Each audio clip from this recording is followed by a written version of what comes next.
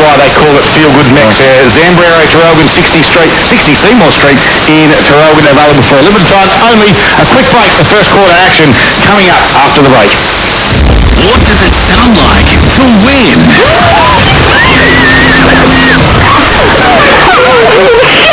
Better practice your winning scream. Soon you could win a spectacular Aussie holiday, and when you arrive home, a brand new car. Planes, trains and automobiles. Entries are now open. Just scan the QR code to win. Thanks to the station with the happiest winners. TRFM. Chicken Deluxe Burger at Macca's. Tender Aussie chicken, crunchy coating, melted cheese, tomato and aioli. It's all the best bits in one delicious place. Chicken and Macca's, together and loving it. Ba-da-ba-ba-ba. Available after 10:30 a.m. for limited time only. This year, make it all about Mum at Harvey Norman. Music to her ears. The Sonos Roam Portable Bluetooth Smart Speaker, $299. The family-size Philips Twin Turbo Star Air Fryer, $499 plus bonus $50 cash back. Limited edition Dyson Supersonic Hairdryer with case, $599. Cashback by redemption. We've got Mother's Day gifting sorted. Now, at Harvey Norman. Planes, trains and automobiles. Shop locally, scan the QR code and stand by to win. Visit Highgrove Bathrooms for the latest in tapware, shower fittings, basins, baths or vanities, and more at everyday low prices. See Laura and the team from Highgrove Bathrooms at 302 York Street, Sale. Into here. Right across the Latrobe Valley, rentals are in high demand and buyers are screaming for houses. If it's time to sell or time to lease your property, KW Property Sales and Rental will make it happen. Get the results you deserve from the team that cares. KW Property Sales and Rental Morwell. Shop here. Discerning diners wanting a delectable dining experience in the Deansgate district need to drop in to see Dave, Ron and his delightful team. For a delicious brunch, lunch, dinner or dessert, dine at the Old Grain Store, Wood Street, Deansdale. Call for the free courtesy bus. Planes, trains and automobiles. Shop locally for your chance to win. G'day, can I help you? Yes, I hope so. I'm digging a trench in our backyard, so I need one of those machines that goes cool. Oh, you need an excavator. Excavator, right, if you say so. And then to flatten out the dirt, I was thinking one of them thingamabobs. That'd be old wifey place. We know which piece of equipment you need for your project, even if you don't. We hire them too. Mini loaders, drum rollers, tipper trailers and more. See you soon. Gippsland, Wacker, Neuston and Latrobe Valley Forklifts. Visit lvforklifts.com.au. Hear that? That's the beautiful sound of the Morwell Bowling Club Bistro. The perfect atmosphere for a post-game feed or a sorrow drowning loss. Especially because Saturday is Pub and Parlour night. Choose from a selection of yummy parlour toppings. Only $20 every Saturday from 5:30pm. Includes a pot of beer, soft drink or a glass of wine. To make a booking, phone the club on 5134-3449. 52 Hazelwood Road Mall. Visit the website morwellbowls.com.au for other specials during the week. This year, make it all about Mum at Harvey Norman. Music to her ears. The Sonos Roam Portable Bluetooth Smart Speaker, $299. The family-size Philips Twin Turbo Star Air Fryer, $499 plus bonus $50 cash back. Limited edition Dyson Supersonic Hairdryer with case, $599. Cashback by redemption. We've got Mother's Day gifting sorted. Now, at Harvey Norman. When making the double chicken deluxe at Macca's, we wanted to improve on the perfect combo of tender Aussie chicken with cheese, tomato and aioli. So, we doubled it. Chicken and Macca's, together and loving it. Ba-da-ba-ba-ba. Available after 10:30 a.m. for limited time only. This is Gippsland Live for LV Forklifts. Hire scissor lifts, booms and forklifts locally. The first quarter is about to start on TRFM. Yes, a very good afternoon. Welcome to the Maffra Showgrounds. It is round 4 of the Linter Energy Gippsland League. Great to have your company. It is the Eagles taking on the Magpies, and it doesn't matter where these two sides are on the ladder. You'll be absolutely guaranteed it's going to be a physical, tough encounter, and we're looking forward to this big clash. Of course, Maffra side looks a hell of a lot different than what it did 12 months ago. They're fitter, they're stronger, and they can move the footy at pace and give their forwards every single chance. The Magpies, well, they're getting close to full strength. They've got Brad Desson back into the side. We'll touch on the ins in a moment. They've got some really classy players players coming back into this side. And of course, they had their first win of the season last week, looking to go 2 in a row and to kickstart their campaign for season 2022. My name's Darryl Cooling. Great to have your company on TRFM right across Gippsland and the Valley. Joining me this afternoon, my co-caller is back. He's my good friend Rob Poppleside. Poppy, good afternoon to you. G'day Gippsland, g'day Scud. Yeah, nice afternoon for it. Really a dash of rain overnight, softened up the surface somewhat, but apart from the wind, I don't think there's any excuse for not seeing some good footy today. And I know that both sides, as they do in their warm-up routines, start to get a bit of a feel for what the wind's going to do as they go forward, and both sides look pretty comfortable out there at the moment. Look, if you line these two sides up, I think we're in for a really close encounter. I don't think there's a standout today at all. No, we're looking forward to an absolute belter. We're going to get our tips in a moment. Of course, special comments this afternoon, making his debut. He is from the Sale Football Netball Club. His name's Scotty Pearce. I put in a request to get Daisy Pearce, and we ended up with Scotty. Scotty, very good afternoon to you. Quite happy with Scotty, to be honest. Absolutely, and welcome aboard. Of course, those who were listening in our pre-game show, he's got away to a very, very nice start. Scotty, great to have part of the team. Great to be here. Some of your big ins in today's game: Martin, McLaren, Pendlebury, McLinden, Dessert, and Harry Ronke for his first senior game. Yes, very excited for young Harry Ronke. Known him since under 10, so he'll go quite well. Tell us a little bit about him. What sort of player is he? For his size, he's actually got a great set of hands and can take a nice sweep. So I suspect he'll be just sort of rotate through that forward line. Can't see him going in the middle, but we'll soon see. Okay. And of course, number one statsman in the business is Paul Carter. He's to my right. He helps me out each and every Saturday afternoon. Paul, good afternoon to you. Good afternoon, Darryl and listeners. And that stat I was going to come up with you, these two teams, since my records go back to 1901, have competed 287 times. They've drawn 3 matches. The other 284 games, 142 wins apiece. Wow, really? There you go. Wow. And this game has just got a little bit more importance added to it as well. Let's get quick tips over to you, Poppy.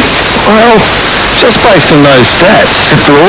Yeah, I actually like a feel of a draw all of a sudden. I didn't think too much would separate them, so as ridiculous as that is, I think you get about 50 to 1. Absolutely. Normally, so I'm going to put $5 on it. All right, Scotty. Bet responsibly. This will be good, Scotty. I'll pass sale. Nice close game, but sale by thousands. Paul Carter. Well, I'm not going to go through all the quarter-by-quarter ladders that I do, but it should be a close game after half-time, but I expect Sale to draw away after the half-time break. All right, well, I'm going to go to Maffra. I think they just look a little bit different than what they did last year, and I like what I've seen the first couple of weeks. I'm going to go to Maffra by about 10 points. I've got Sale 24. All right, thank you very much for that, Paul Carter. First quarter is about to get underway here. Of course, Daniel Bedgood not playing this afternoon. He looks like he's helping the boys out. It's the first game as well to Ryan Auld for the Maffra Football Netball Club as well. Got a couple of first gamers today. Yeah, throwing him straight in the deep end though, aren't they? First game and straight into the ruck, is it? Yeah, it looks exactly like that. We thought that Will Fleming might play on the ruck, but to the bench. he's going to start on the bench, Big Fleming. And you're exactly right. They've got Auld that will start in the middle of the ground. The ruckman for Sale will be Dane McGuinness in there as well. It's good to see the coach in there as well, because I thought he might have been injured. We might get touch on that a little bit later on with Scotty, but Jack Johnson's in the middle. Of course, Ed Carr's in there. I can see Butcher in there as well for the Eagles. Allison looks to be standing next to Butcher at the moment, and the umpire just is about to get things underway. It is the first quarter for LV Forklifts. It's McGuinness up against Auld, and hand on it first will be McGuinness. Lang tried to come through, but Carr grabbed it and then put it on his boot, got it to centre-half forward. No mark there to Pendlebury, although he got ripped off and he won the free kick at centre-half back to Pendlebury. He looks to go to that far side. We do know there's a little bit of water out on that far side of the ground as Carr got it and gave it back to Renoy. He kicked it out wide, looking for a teammate in Grosvenor out there. Now he can gather it. Youngster from Maffra comes inboard. Got it towards Brunt. They went backwards to go forward. The kick goes in the Butcher direction. That's John. Handled over the top to the teammate in challenge. Play on to the umpire. Allison was there for the Magpies. Gathers it. Spins out of a little bit of a tackle. Now he's got a little bit of time. Salts and Candy nicely. And the inside 45 kicks beautiful to Lang. He does too. Lang out of side, right half, back flank for the Magpies. The visitors today go inside looking for the corridor, finding a teammate and doing it nicely. Whitehill's got a couple of options, grandstand side. The Magpies kicking to the left of your radio, and they do it nicely. They threaten forward 50, but cut off by Hudson Holmes. A nice mark in front of his direct opponent. Eases the pressure for just a moment as Holmes looks towards that outer side. We Someone expected that side to take a lot of the play, but on this occasion it's going to be Grevena that takes the mark. Still on half-back flank, he goes along the line. Can he find a teammate? He can't. Some quick, good hands there by Maffra. Nicely done it was. Brunt, he tries to dance around one can't. Both are beaten by the boundary, and good pressure it was too by McGuinness to force that issue, so there'll be a boundary flowing left half forward flank, and Maffra into attack. No scores yet. And very interesting, this contest between Jack Leslie and John Butcher, a couple of AFL boys, so we're going head-to-head. Will be a great one to watch throughout the afternoon. The boundary throw occurred and nothing really happened. We have a stoppage on the far side of the ground. And as always, Shannon Lang is one of the last ones up, as was Allison and Carr. So McGuinness will do the ruck duties. At the front spot, tapped it down nicely. Working hard at crowd level though. Ball's not going anywhere. And the umpire said, let's do it again. 2 minutes into this first quarter. No score. It is all thanks to LV Forklifts this afternoon. Forklifts, scissor lift, excavators and more. See Rob Richard and the team from LV Forklifts as the Magpies get out of this one from the half-back line. They come inboard over the top of Lavity's head. Got some numbers back, but good work by Maffra. Taking the legs out there was Mark. The umpire said play on. Quickly picked up by Holmes. His nice little kick found a teammate. This is Challenge. And he goes down the wing in front, but this is a nice one by Leslie. This time it's Will. Didn't quite take the mark that he may have taken, and Challenge was coming back the other way. He tried to crash his way through, and the umpire said that's holding the footy. And the free kick will go in the way of Ethan Dyer, who squares it up to Pendlebury. He does. Dyer gives ground, finds that player Pendlebury. His neat little left foot normally finds a teammate. He does on this occasion, as you'd expect, right-heeled that player. Been busy early minutes of this first quarter. Changed direction, keep possession. Centre half-back they go, nicely done. Finds Thacker.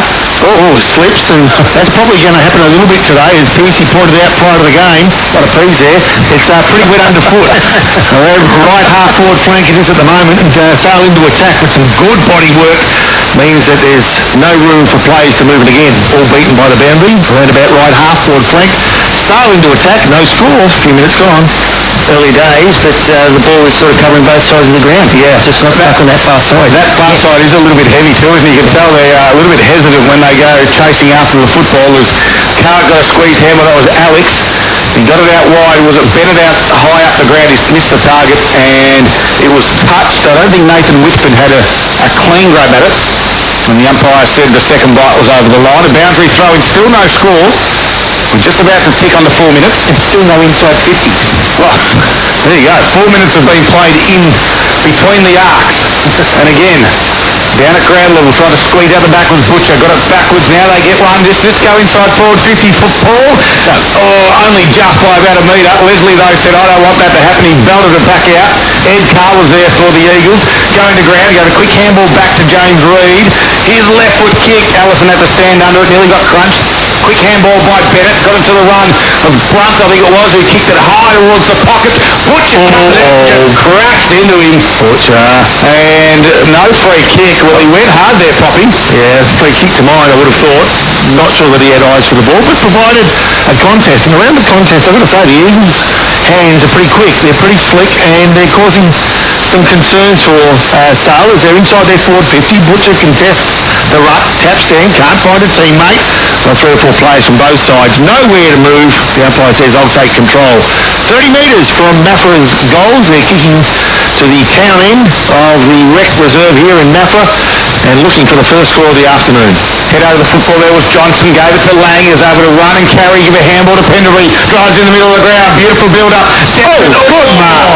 Strong mark. Got tunnelled by Hutz. But he was able to complete the mark, and he bounced up, all fit and healthy as well. He got it out wide. This is to Mitch Bowen, and Bowen goes short to Whitehill. He's about 80 metres out from goal. Comes inboard to Johnson, doesn't get there. And Hudson Holmes, no, on that occasion it's Challenge who picks it off. Good for a solid kid is Challenge. Kicks down the line, 2 Sale players crash into each other, and the free kick will come back towards Brunt. Go Brunt's way. The umpire indicated the other way, but he's corrected himself now. Both teams searching for the corridor. They do it nicely, and Carr, just outside 50, finds a teammate. A quick kick for goal threatens, but doesn't quite make the distance. That was Danny Butcher at top of the square, a kick off the ground. First score of the afternoon, nicely done by Thomas Thatcher. The Eagles are on the board, Paul Carter. And that's on the RD4 with score. It's taken 6 minutes and 12 seconds to get that first score. One behind, 1 point to Maffra. And again, with the conditions, I'm impressed with the ball moving by both teams. It's very good at the moment. Yeah, very good. Not afraid to take it on. Scotty, how did you like that inside kick from Whitehill a couple of moments ago? Was it the one, or That one are you happy with that? No, can't say it was. All right, just missing the target. He's on edge, is Scotty Pearce here. Great to have him on board as part of the Gippsland Live commentary team this afternoon. Keeper's my voice, I'll let it go. All right, he is an absolute legend. I like him too. We've got a stoppage, half-forward flank build-up for the Eagles. Leslie took the ruck duty on that occasion. That was Jack Leslie. Got it outside the congested area. Lang's been busy early. He goes backwards. Is that McLaren or McClendon, Scotty? That was Mitchy Bound. Oh, Mitchy Brown. Didn't get either of them right. Gets it towards the wing area. Just a little bit of a slow play for the Magpies as they hold things up, put it down towards McGuinness as a target. He's got 3 to beat. They've got some numbers out the back. They cut, the crowd says go, and Jack McLaren says, okay, I'll have a bounce on the soft conditions. I'll run to 15 and I'll put it through. And there's that man, Jack McLaren, a classy player for the Magpies, opens the goals this afternoon for the Magpies. And I thought he might have just given the handball to young Harry Ricky running side by side then. Yeah, I was thinking the same thing. But, no, Jack said, I'll do it. So they found some space at the back of that play there, didn't they, Paul Carter? So a nice little piece of play. I reckon that was the first time they went inside forward 50 too. Yeah, correct there. Probably first inside 50 at the 7-minute mark of the first quarter. Sale leading by 5 points. 1 goal straight, 6 Maffra, 117, and that's on the RD4 quick scoreboard. Okay, plumbing into the ruck from Maffra. He'll contest this one against the big guy from Sale in McGuinness. McGuinness v Fleming. Well, I reckon McGuinness got the tap down, can't find a teammate, or can he? McLaren, the last goal scorer, got hands on it. He had hands on him, couldn't get the ball out. Umpire takes control again, just a metre to the right, favouring Maffra. 1 goal to 1 point. Nearly 10 minutes gone, just over 8 minutes at least. The Magpies have possession. Here they go again. Got a threat in forward 50. Is that Freeman they've found? Reckon it could be. Led out nicely. On the arc, plays on quickly. Kick, look it off the boot. Cut off nicely behind play. Free kick. And I tell you what, he wasn't too happy with that. And I think of James Hutz, who gave one to the midriff. And the player on the end of it was Jack Johnson. Guess what? I wonder why. I reckon Jack may have played a bit of footy here a while ago. Bit of friendly banter. It was, yeah. And Jack says thanks very much, and then gives a high five to James Hutz. James says, no thank you, nice piece of play. A bit unlucky because the intercept by Maffra there was quite courageous. I'm not sure who that was, Paul, but it's just unlucky he didn't hold that mark, and Sale scored that goal. And that takes Sale to a 11-point lead at the 9-minute mark of the first quarter. 2 inside 50s for 2 goals. 2 straight 12. Maffra 1 behind 1 point. RD4 quick scoreboard. I reckon the wind might be favouring Leicester Radio to the end that which Sale are kicking to at the moment, just seeing the way the ball's holding up at times. The ball back in the centre. McGuinness gets the tap. Good quick hands by Lang. Can he find a teammate? Good taken out of it was Whitehill. Front on, hit hard from Carr, and it was a car crash for sure. And Whitehill got up though, nicely worked, no damage to either vehicle, and the umpire will ball this one up. Well, big moments brought to you by Moore Bowling Club. Don't forget the pot and palmer night tonight as the Magpies go forward through Martin, drives it in towards Desson, just got a hand on it, did the Maffra defender. They flicked the handball out, good work this time. It was by Renoi, but he was wrapped up in a Desson tackle. The umpire said we'll ball it up. Top of the 50, the Magpies are on song this afternoon, boys. Yeah, a lot of urgency around that forward 50. The forwards of Sale are really providing some pressure. Blood rule, yeah, play to come off for Sale, so Cooper Whitehill it is. Yeah, and that contest, I'd say. Yep. Yeah, it was head on, the airbags went off and all, so it was a good old contact as Allison comes back on to replace the injured Whitehill, and he'll make his way to the contest. The ball will be thrown up on the arc of forward 50, Sale into attack, and they're leading 2 goals to 1 behind, and we've played just over 10 minutes of this first quarter. Guinness with some good body work, got it to Allison, his kick was partially smothered, Carr grabbed it from the defensive 50 and barreled it towards the wing. Some open space, Leslie and Pendlebury and Butcher, some great AFL names right there. The ball goes to ground and it just bobbles out the back now to Pendlebury, does roll the handball inboard. This is to Will Leslie, over the top to Allison, back to Leslie again. The 1-2 handball was nice, kick down the line to Jack Johnson, just over his head, and Reid will say thank you very much. We'll see it over for a boundary throw-in. You can just see how they're struggling to move through that section of the pocket over there on the left-hand side, can't you? Yeah, you can indeed, and I tell you what, I haven't seen Jack Johnson look so enthusiastic for a little bit of time too. Yep. He's lifting to the occasion. Let's see how long he can keep that tempo up. Free kick in the ruck contest. It'll go Maffra's way for a hold. So we'll go the way of Fleming, a big body, hard to get around for McGuinness, so he tried to, McGuinness that is, and did so illegally. So from defensive 50, Maffra go along the outer side towards the wing. Bush is the target, got hands to it, couldn't take the mark down. At ground level, the Magpies in numbers will get first opportunity. Run over the ball, lose their footing in the play. Nicely done by Lang. Handball at McGuinness, that's clever. Feeds it off nicely McLaren. He gives ground and they go inside the corridor and had an opportunity. Play on's the call and the pressure is eased, albeit momentarily. I reckon that's Butcher, centre half back that gets the touch. Can he find a man? He can, and that man has been pretty busy in the challenge in his first quarter. He handballs, keeps possession, puts his teammate under pressure in Renoy. The left foot kick sloppy, but it will fall to the advantage of a teammate, and Channing dances around. Nice blind turn, falls in the arms of Anderson, goes inside forward 50. Thank you very much, good work. Mitchie Bennett, right side of the ground for a left footer, got the opportunity to bring the Eagles' first major of the afternoon. Great work there, Poppy. It was frantic. Maffra got it inside forward 50 nicely, and we know Bennett is a sharpshooter. Probably a good side to be on for a left footer too. Yeah, it certainly is. Could see the effect of any breeze on this kick too. We've got a good angle on that. 25 metres out, 45-degree angle, maybe even worse. Bennett, that familiar skip, skips to the left, skips to the right, left foot in, right foot out, kicks for goal, goes across the face, minor score. Well, that breeze, wasn't it, Scotty? Just going from that right to left down that bottom end, or the city end at this Maffra ground? Yes, probably, what does BT say, a little bit of left to right? Yep. And it's a second behind to Maffra. They're 2 behind 2 points. Maffra Sale 2 goals straight 12. LV4 gets scoreboard 13 minutes played. Pendlebury drives it straight down the middle. This is going to work. Johnson got one over the back. There's no one in forward 50. So he said, I'll just kick it into some open space. And he said, go get it. And this guy has some wheels. It's Blake Lane. He gathers it, spins around. He's got a little bit of time. Gives it back to McLaren. Goes inboard. Nicely done. McClendon dropped the mark that he should have taken. And the Eagles, well, Reed's handball was smothered and he has to jump on the top of McLaren. Young Harry Ronke with that smother. There it is. So Ronke's working hard inside his forward 50 and we've got to stop him. So the Eagles are under enormous pressure after the long kick from Pendlebury.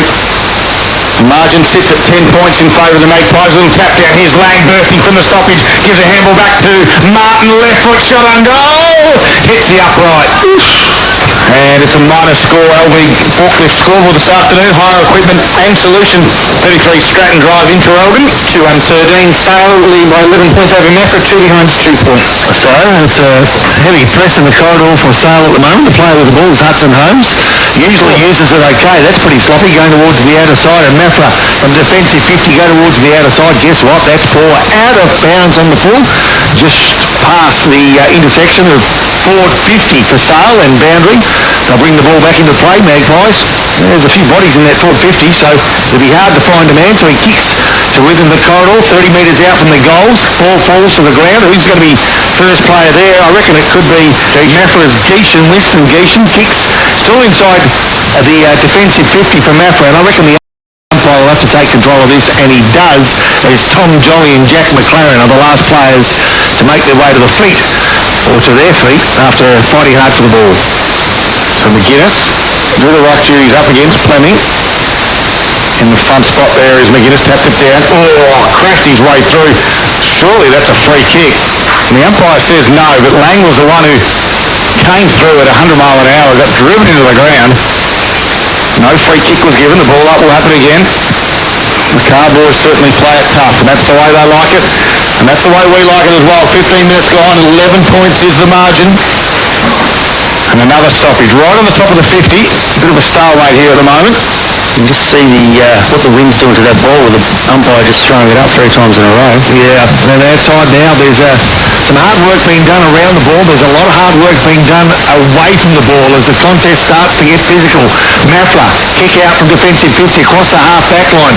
Drop what he should have taken, and all of a sudden Ellison opens up the door for his teammate in Barron. Bound goes inside forward 50 again. Hudson Holmes cuts it off nicely, puts himself in the positions he should as a good defender, reads the play well, eases the pressure momentarily. Scotty, just a pronunciation correction. Is it Bound? Bound, all right. We'll get that right this afternoon. It is, of course, Gippsland Live on TRFM right across Gippsland and the Valley. We've got a jumper change number. Cooper Whitehill's now in number 54, guys. 54 for Cooper, obviously coming off of that blood rule, so a quick number change as they play on quickly do the Eagles. A quick handball over the top to Holmes, now to Carr, back to Holmes, doing great tackle. Jack McLaren wrapped him up, holding the footy, the umpire said, and Sales stream forward again. Lang's got a little bit of space if he wants to come lateral, but he decides to go inside forward 50, sliding down, nicely done, and that is Ronke. Outside 50 though for Harry, rolls around, right foot kick, top of the square that it goes. Freeman was the target, diving down at ground level. Not being able to take that. Was it Adams back there? Yep. So David Adams just sliding down to take the mark but couldn't quite complete it. And a ball up in a dangerous spot, top of the square for the Magpies. They lead it 11 points at the moment. They've had all the play in this first quarter. 17 minutes, first quarter. Adams this time, handball was a little bit too hot for his teammate. Hutt says, I'll gather it. Oh, well, he's given it way too high. Well, the fend-off was a pop. Yeah, it was the fend-off too high, and so all of a sudden Shannon Lang gets a free kick for goal, albeit with the fence to his left and the boundary to his right. That gives you an indication of the angle. There is none. This could be a Zambrero goal with a contender, Poppy, if he puts it through. So you visualise this. He'll do what most AFL players do. He'll kick around the body rather than drop punt. He'll run inside. He runs inside. He kicks around the body, but he hits it too thick, and it goes across for a minor score. Again, for the Sale side, it's starting to put a few forward passages of play together. Two straight goals. The Sale advantage at this stage, 2-2-14 to Maffra, 2 behind 2 points. Played just short of 18 minutes into this first quarter, and that's all on the RD4 scoreboard. Certainly the pressure the Sale boys putting on in that forward line, making it very difficult for Maffra to bring it out, and the ball just keeps going on that far side. Yeah, it certainly does. They've got the nice zone as well set up now for this kick in, so nice and high. Dane McGuinness dominating the tap outs at the moment. 12 hit outs already in this quarter.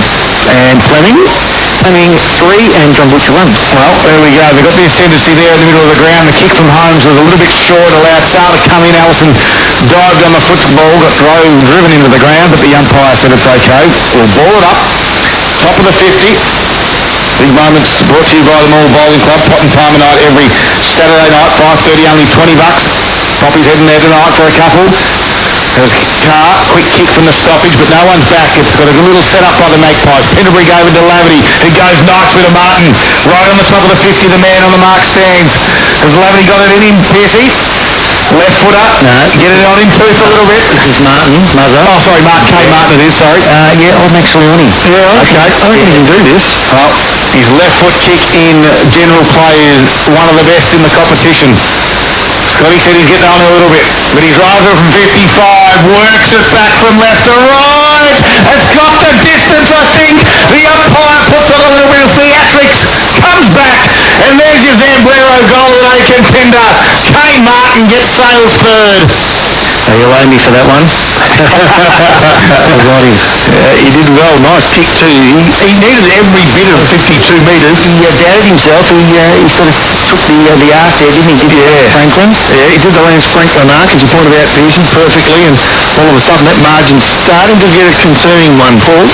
It is an 18-point margin at the 19-minute mark of the first quarter. RD4 scoreboard reading Sales 3-2-20, Maffra 2 behind, 2 points. All right, so Fleming needs to get first hands of the ball and get the Eagles forward. He really stopped, didn't he? He stopped and propped and tried to outsmart his opponent, but probably outsmarted himself on that occasion. Nicely done, McGuinness. Good hands and got some runners too on the end of it. Johnson, he'd love to put another one on the board. It's going to go close. Oh my goodness. Zambrero could be up for 2 on the same afternoon. Nice goal, nice play, good work for the visiting side, the Magpies. And Jack Leslie took the centre bounce then. Yep. So obviously Dane McGuinness just having a spell on the bench, so thought maybe his brother might have rotated in there, but they've decided for Big Jack to go in there. And that takes Sale out to a 24-point lead. 20 minutes into the first quarter. RD4 good score has Sale on 4-2-26. Maffra 2 behind 2 points. Tell you what, the Zambrero goal, they can tend to just fire it up pretty quickly. Don't forget the new big burrito, so big it will crush any hunger. Double filling, double rice, available for a limited time at Zambrero Interrogatives. The Magpies look to go forward again from the stoppage. Channing, though, says we'll just hold things up and let's do this one again. 21 minutes has been all the Magpies, and Maffra really need to slow down and get a little bit of hands on the football. Tap there from Ald, got it going their way, but good numbers back. This time, Whitford was the one up their half-back. Kicked it towards half-forward. There was a contest and no one could really win it. Hudson Holmes, that is, in the front spot. Kicked it off the ground, didn't go too far. A free kick should be paid, though, because Harry Anderson got tackled when he didn't have the football, and the umpire saw it and said he got the free kick at half-back. Yeah, I think this young Harry Ronke tackled Henry Anderson, a couple of schoolmates from gone by, and teammates, college teammates. There you go. So Anderson kicks towards the wing area. Big fly over the back, couldn't quite mark it there from the Eagles. Front and square, nicely done was Glenn. The Magpies, they go backwards, and now the handball lands in the hand of Allison, who kicked around his body in the front spot, Holmes. And he's been okay there for the Eagles. He's been one of the solid contributors for Gippsland Ozuzu, Poppy. He is indeed, Hudson Holmes. Apart from being caught just the once, only blemish, his foot skills have been okay. And on that occasion there, better than okay. Gets the 1-2. He's done it a couple of times today. Goes along the outer side, but guess what? Coughs one up, and all of a sudden, Sale, who are under pressure, going to attack, and they're going to do it through Lang, who dances around one. Handball to the advantage of his teammate. And from outside 50, the long kick from McClendon goes to the top of the square, where his teammate in Freeman fights hard for the ball. Can he keep it in? He can momentarily, until the boundary umpire says, I'll take a look at it myself. And he calls the ball back. So it's only 10 metres from Sale's goal. Sale leading 4-2-26. Maffra 2 behinds. And Sale wanting to add to that score before the quarter time siren goes. We've played 23 minutes or thereon, close to that. Bodies around the ball, 40 metres from Sale's goals. Now the umpire will assume control. Johnny McGuinness taking the ruck duties inside forward 50, defensive 54, forward 50 for the Magpies. I'll get that right. It's pretty much spent a lot of the time in the Magpies forward half this game. In this first quarter, 23 minutes are gone in the first quarter. It's 24-point margin in favour of the Magpies. Johnson has got 2. No one's really going anywhere from the stoppage. And we'll do it again as Carr put on the tackle. Jack McLaren's been good as well for the Magpies. The umpire throws it back up. Back spot there was Ald. Comes to ground level. The flick handball was good. Laverty got it off to Allison. Got a little bit of space. Left foot kick goes high. Big fly will be from the big fellow, the small fellow, I should say, from McClendon. Couldn't quite mark it now. Renoyd's under a little bit of pressure from Bone. The pressure Sale boys have been very impressive. It's been good, hasn't it? Yeah. Going on here, boys. Yep. A little bit of argy-bargy. That could be a free kick. Kate Renoyd just threw down Bone. Nothing there. Nothing to see. Play on. Big tap there from McGuinness in the front spot. Quick handball to Lang. Wrapped up in a tackle. The umpire said you had no prior. I don't care. That's holding the ball. Well, I'll tell you what, I'm not sure where the prior was. No. Well, the free kick, he had an opportunity before he got the ball, but once he got it, there wasn't much there. Holmes gets another touch, is it? And he goes towards the outer side. Probably one of Maffra's best players today. That's simply because the ball's been spending a lot of time in this first quarter in Sale's attack. So the ball out of play now. The boundary umpire will take control. It's the intersection of forward 50 for Sale and boundary line. 8 disposals, Hudson Holmes. 8 disposals, so a nice little start for him. Probably one of the leading possession getters in this game. Early minutes, so holding the ball. Sale, free kick. Allison will get the end of it. A kick around the body, top of the square. Got the numbers they have. And guess what? Holmes, I thought, play-on was the call. Nicely done by Hutz to keep the ball in. And his opponent. Lucky there for young... absolutely. Yeah, I thought he had enough of it. The ball 30 metres from Sale's goals. As we said, 4-2 they lead to Maffra's 2 behinds. First quarter. Gippsland to throw footy at its best. Ling gives it up quickly. Hutz tried to take advantage of it. Can't. Nice series of handballs, and on the end of it was going to be Glenn, who kicks around the body. Ground level. Who's going to be first player there? Well, I'll tell you what, there's so many plays. No one can get a clean possession. And Phil Freeman had a quick slot. He couldn't hit the mark, though. And now, Maffra, courtesy of a quick kick forward, will have the numbers around the ball to ease the pressure, but it's only going to be momentarily. Yeah, Johnson was the one who goes to ground, though, and Maffra jump on him. And he's waiting the umpire. He's waiting. He will. You can tell by that body language. Yeah, holding the footy every day of the week, they reckon. And the free kick will go back to Jack Challenge. Challenge, strong young boy is Jack, and he kicks it down the line. Just going to drop short, though. Sala got some good numbers. Quick handball there was from Dyer to the run of, looked to be Lane. Top of the far forward flank area that it goes. Tried to kick off the ground there was Martin. Nice attack on the football was McLaren. Beelined it, but then just coughed it up. Butcher gave it off to Renoy. They are out and the poor kick, though, turned it over, and Pendlebury will take the mark unopposed. Half-back flank. Yeah, there's the reason why you need to be proficient on both sides of your body. The kick was poor as they went forward. Now Sale under pressure, courtesy of not being able to get around that tackle. All of a sudden the intensity has lifted. Good tackle it was by Alex Carr.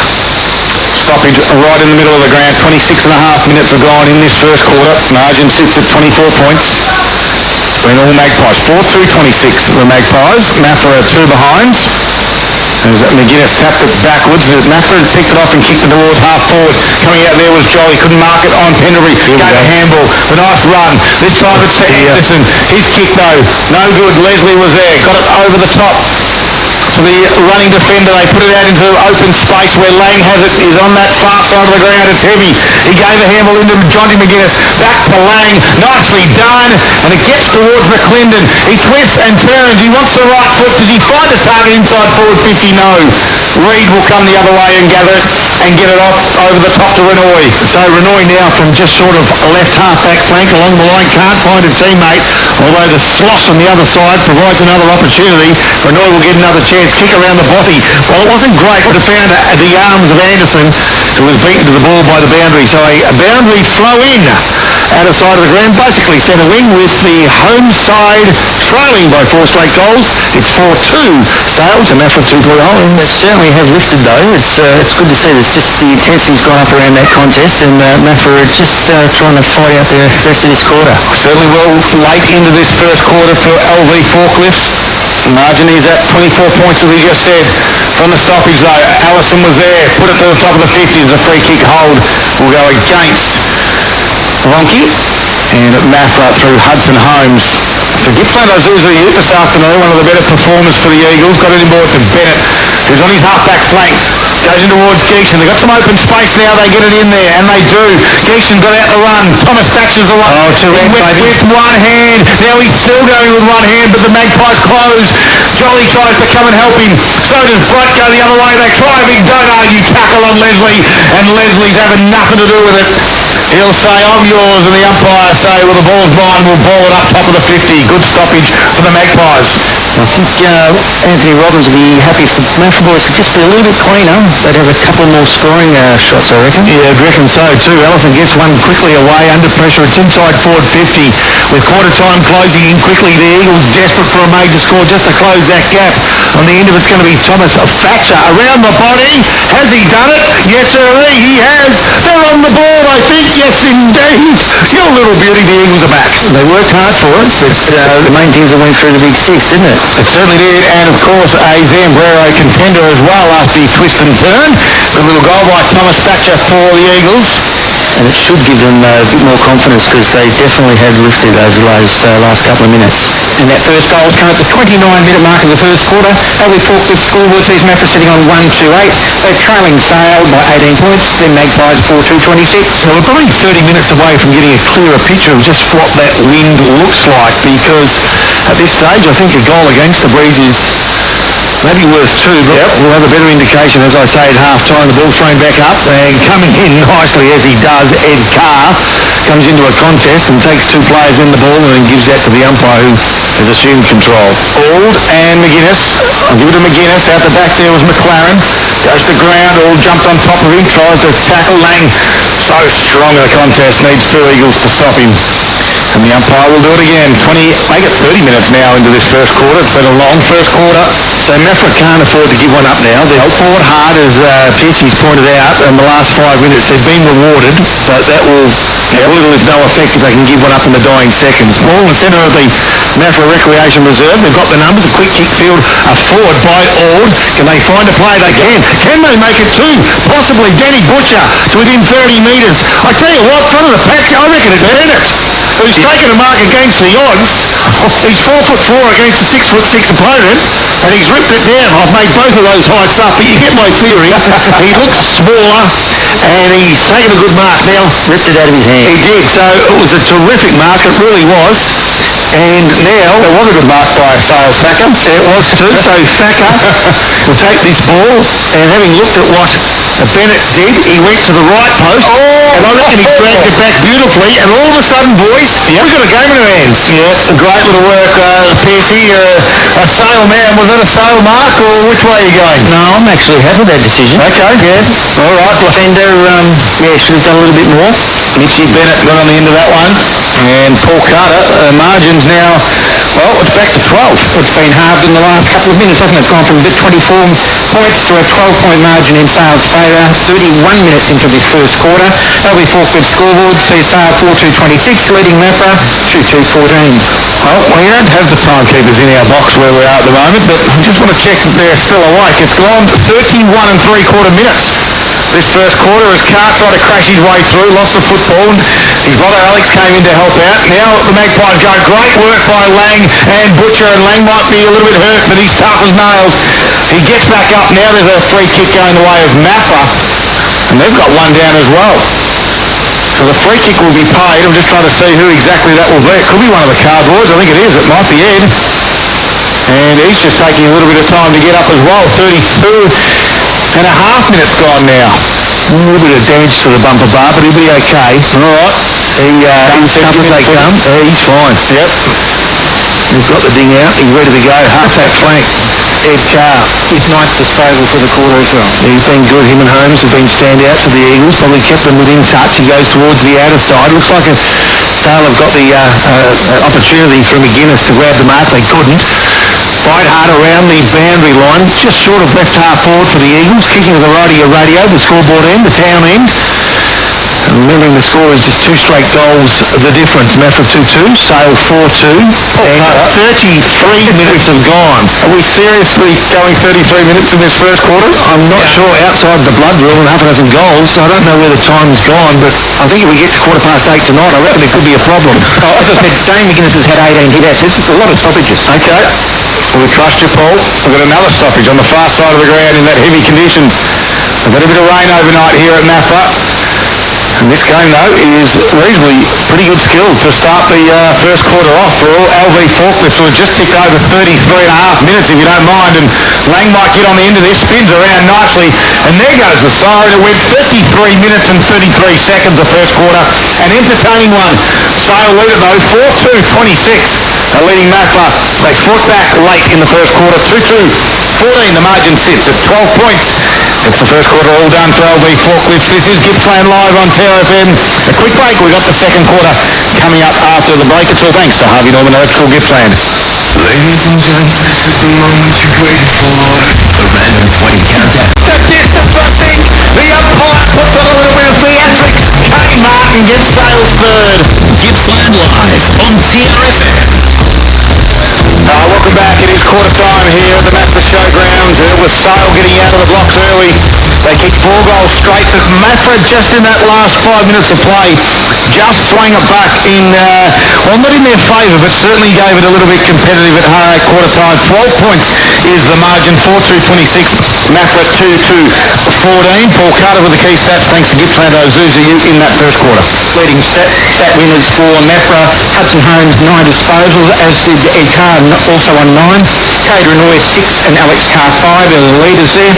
For Sale, Shannon Lang had 6 kicks and 8 handballs, 14 disposals for the quarter. Wow. Jaden Allison 10, 8 to Ryan Pendlebury, 7 to Jack McLaren, 6 to Kane Martin. Well, it was certainly Lang and Holmes at the other end for Maffra. There were a couple of good players for Gippsland Ozuzu. Yeah, I should press my button before I start the talk. It's only been 5 years. Look, there were some good passages of play from both sides, and from at various times throughout that first quarter at some stages, Maffra started well, I thought. Sale were by far Piercy the better side for longer during that first quarter, but to credit of the home side, they showed a bit when they needed to. They fought back well and effectively just made the most of their opportunities right at the very end. I thought halfway through that quarter, Sale had a good half a dozen forward entries, but just kicking it up and hoping that big Desson or whoever would just take a mark. But Maffra defended quite well, so ran it out, and a 2-goal game. Certainly is, and it is a game on as well. Second quarter is about to get underway here at Maffra. Of course, a couple of early contenders for the Zambrero goal today. Don't forget the new big burrito they have. Double filling, double rice. Of course, Martin and Johnson are contenders so far. This second quarter underway. Got tapped down there by Auld. Great little car working hard. Dives on the football to Zed. Lang puts his head over the football as well to try and extract it out of somewhere. And the umpire said no one can do so. We'll ball it up. Have a secondary stoppage. Conditions are a little bit heavy. If you are just tuning in, had a little bit of rain overnight. They're starting to dry out a little bit. There's no splashes of water anymore, as it was in the under-18 game, but still a little bit heavy underfoot as Maffra through Auld wins it. Puts it towards that big gum tree here at Maffra. Close to the boundary line. Good body work there from the Eagles to kick around his body and keep it into play. But coming the other way, dropping the mark, was Whitford. Now they're under a little bit of pressure. Channing got it back out towards Blunt, who kicks it inside forward 50. Contest, runs onto this one. Butcher was the one. That was Danny. Got a handball away. Sailor up to the task of the defence. They dive on the football and to push it back. Maffra's way at the end. I think Thacker was the one who gave it away. Yeah, it's sloppy, I think. Just no need for coming at the end there. Yeah, and that's exactly what he did. That's perfectly said there, Piercy, because it was late and it was sloppy. And Bennett was on the bottom of the pack and he's still taking some deep breaths. Yeah, we'll see the goals in a minute and then he'll be happy. Exactly right. He loves the goal. He knows where they are. He already has one this afternoon. And it was a good one. This one was a tight angle in that first quarter. This one is directly in front. Kicking towards the netball court end of the ground as Bennett comes in. The margin sits at 12. He skips and then left foot and he puts it over the goal up by Zed. And Maffra have started the second quarter like they finished the first. That's come at the 2-minute mark of the second quarter. The Gippsland Live scoreboard now sees Maffra sitting on 3-20. Margin just 6 points in Sale's favour. They're on 4-26. So unlike the first quarter, Piercy, I think we waited 6 minutes from memory for the first goal to be kicked. We've got one inside 60 seconds, so a nice little start. Maybe we've answered that question about the breeze already. Yeah, so all of a sudden we've got a game in our hands on the scoreboard and in reality as well. Sale 4-2, as Paul Carter said, Maffra 3-3, same amount of scoring shots. The visitors lead by 5 points as Auld starting to get his hands on the ball and getting some valuable touches, and Maffra, the urgency from Maffra is starting to be shown as Channing throws himself on the ball, and coming out with the ball was Ed Carr. Kick around the body, starts to threaten that forward 50. The race is on, pace will win. Nice pace too. Not sure who that player was, didn't pick it. Could have been Tom Jolly, I reckon. A kick around the body, but Sale are equal to the task at the moment, albeit momentarily as Thomas Glenn tries to keep the ball in. They called for a copy. Yeah, the Maffra boys called for deliberate. The handball directly there. Scotty, I thought it might have been a throw. Okay. Either way, we'll take a throw in. Yeah, throw in toward 50. Maffra into attack. And the back of the pack on that occasion was McGuinness. Can't get his hands on the ball, and Auld makes sure that no player can. Holds 2 players in and the ball. Just outside forward 50, outer side of the ground, basically right half forward flank. Maffra again into attack, as they have been for the opening minutes of this quarter. And they're getting in and under in the contests as well and starting to really muscle in. And again, they cause the umpire, the field umpire, to take control. But whereas in the first quarter, Sale were getting quick hands around busy bodies, this time the intensity of Maffra is lifted just a tad. And again, they're keeping that ball in the contest. The umpire desperately wants to call no attempt. I'm not sure how he was supposed to, but there's one of those decisions that you just You sort of know it's coming, don't you? You do, yeah. It happens 2 or 3 times, and then the 4th one they let it go, and then they pay it. Yeah. And the player doesn't know it's coming because he can't see because he's underneath 4 other players. He got called to play on, got ran down from behind to the Maffra player there in chatting, and they turned it over. The Magpies had a chance, but then Lang coughed it up as well. So Carr now, as a result of that, will kick to the top of the square. Leslie. Good, strong mark, and it's been taken by Leslie, Jack type. Last line of defence. The Maffra goals just metres behind him. The Maffra side just points behind them. 1 goal, in fact, 3-2 to 4-2 as they go forward again inside forward 50. This one's off target, way off target, out of play on the full, and taking the free kick will be Jack Leslie for Sale. Certainly a nice barrel there. It was a pretty out on the full, and it just kept going and going, didn't it? And I think it might have been touched, so they're going to... Oh, okay. A boundary throw-in, so the boundary umpire definitely put his hands out on the full. Must have been the field umpire that just said it was touched. So we've got a boundary throw-in now inside the forward 50 of the Magpie for the Maffra Eagles. Quick kick there by Carr. That was Alex. Didn't go too far. Butcher was working hard at crowd level. Spinning around in the stoppage there was Jolly. Comes back though the Sale way. And it was Lang who gave it back to Leslie, who kicked it high out of his defensive 50. Gives him a chance to reset, and a big, strong dumping tackle. And they don't like the sling tackle. They thought it might have been a little bit on. I thought it was fair by Jack McClendon. And then the Maffra boys didn't like it. The umpire's just going to quickly ball this one up. There's a bit of a scuffle happening. Not many around it. No ruckman was there. So they had to let it bounce first as the 2 ruckmen were fighting. And again, the umpire said, let's do this one again. Now the ruckmen are ready. And Auld and McGuinness will do the ruck duties, Poppy. Well, they will. It's around about centre-half forward. Maffra into attack, as they've been for the entirety of this second quarter. We've gone nearly 6 minutes now, and Sale have yet to get it past their half-forward line from memory, so Maffra definitely lifted up the dial. They're in the red zone at the moment and playing pretty good footy. It's a mirror image of Sale in the first quarter. Exactly right, Piercy, as they again go forward to the home side. A quick kick forward. It's pretty sloppy, but under pressure. Renoy did the best he could towards the right half-forward flank, and it's out of play on the full this time. And the free kick will go Sale's way, just short of left half-back flank, and Whitford will take the kick, Nathan Whitford, and try to get Sale inside the danger zone for themselves, but at this stage you're just finding it hard to find a way through. Oh, lucky. We've got lateral to Glenn. He goes backwards to Leslie, and they're right at the top of the goal square now is Jack Leslie. Chip inboard to Penderbury's dangerous, but he's up to it. Just got there in the nick of time. Penderbury squared it out to Thatcher. Thacker, that is, sorry. Thatcher plays for Maffra. That's Thatcher on the mark, yes. So Thacker and Thatcher. They kick it down the line to the Magpies. McGuinness, that was Jonty. Didn't mark it. Jack Johnson was there, though. Hambled over up to Penderbury. Front one tackle with the strength. Oh, they come the other way. That's holding the footy under him. Thomas Glenn has to be. Oh, my goodness. Thomas Glenn tried to take on 2 of them. Bounced off one. Blunt says that should have been holding the ball. I think he was just about right, boys. I reckon he's 100% right.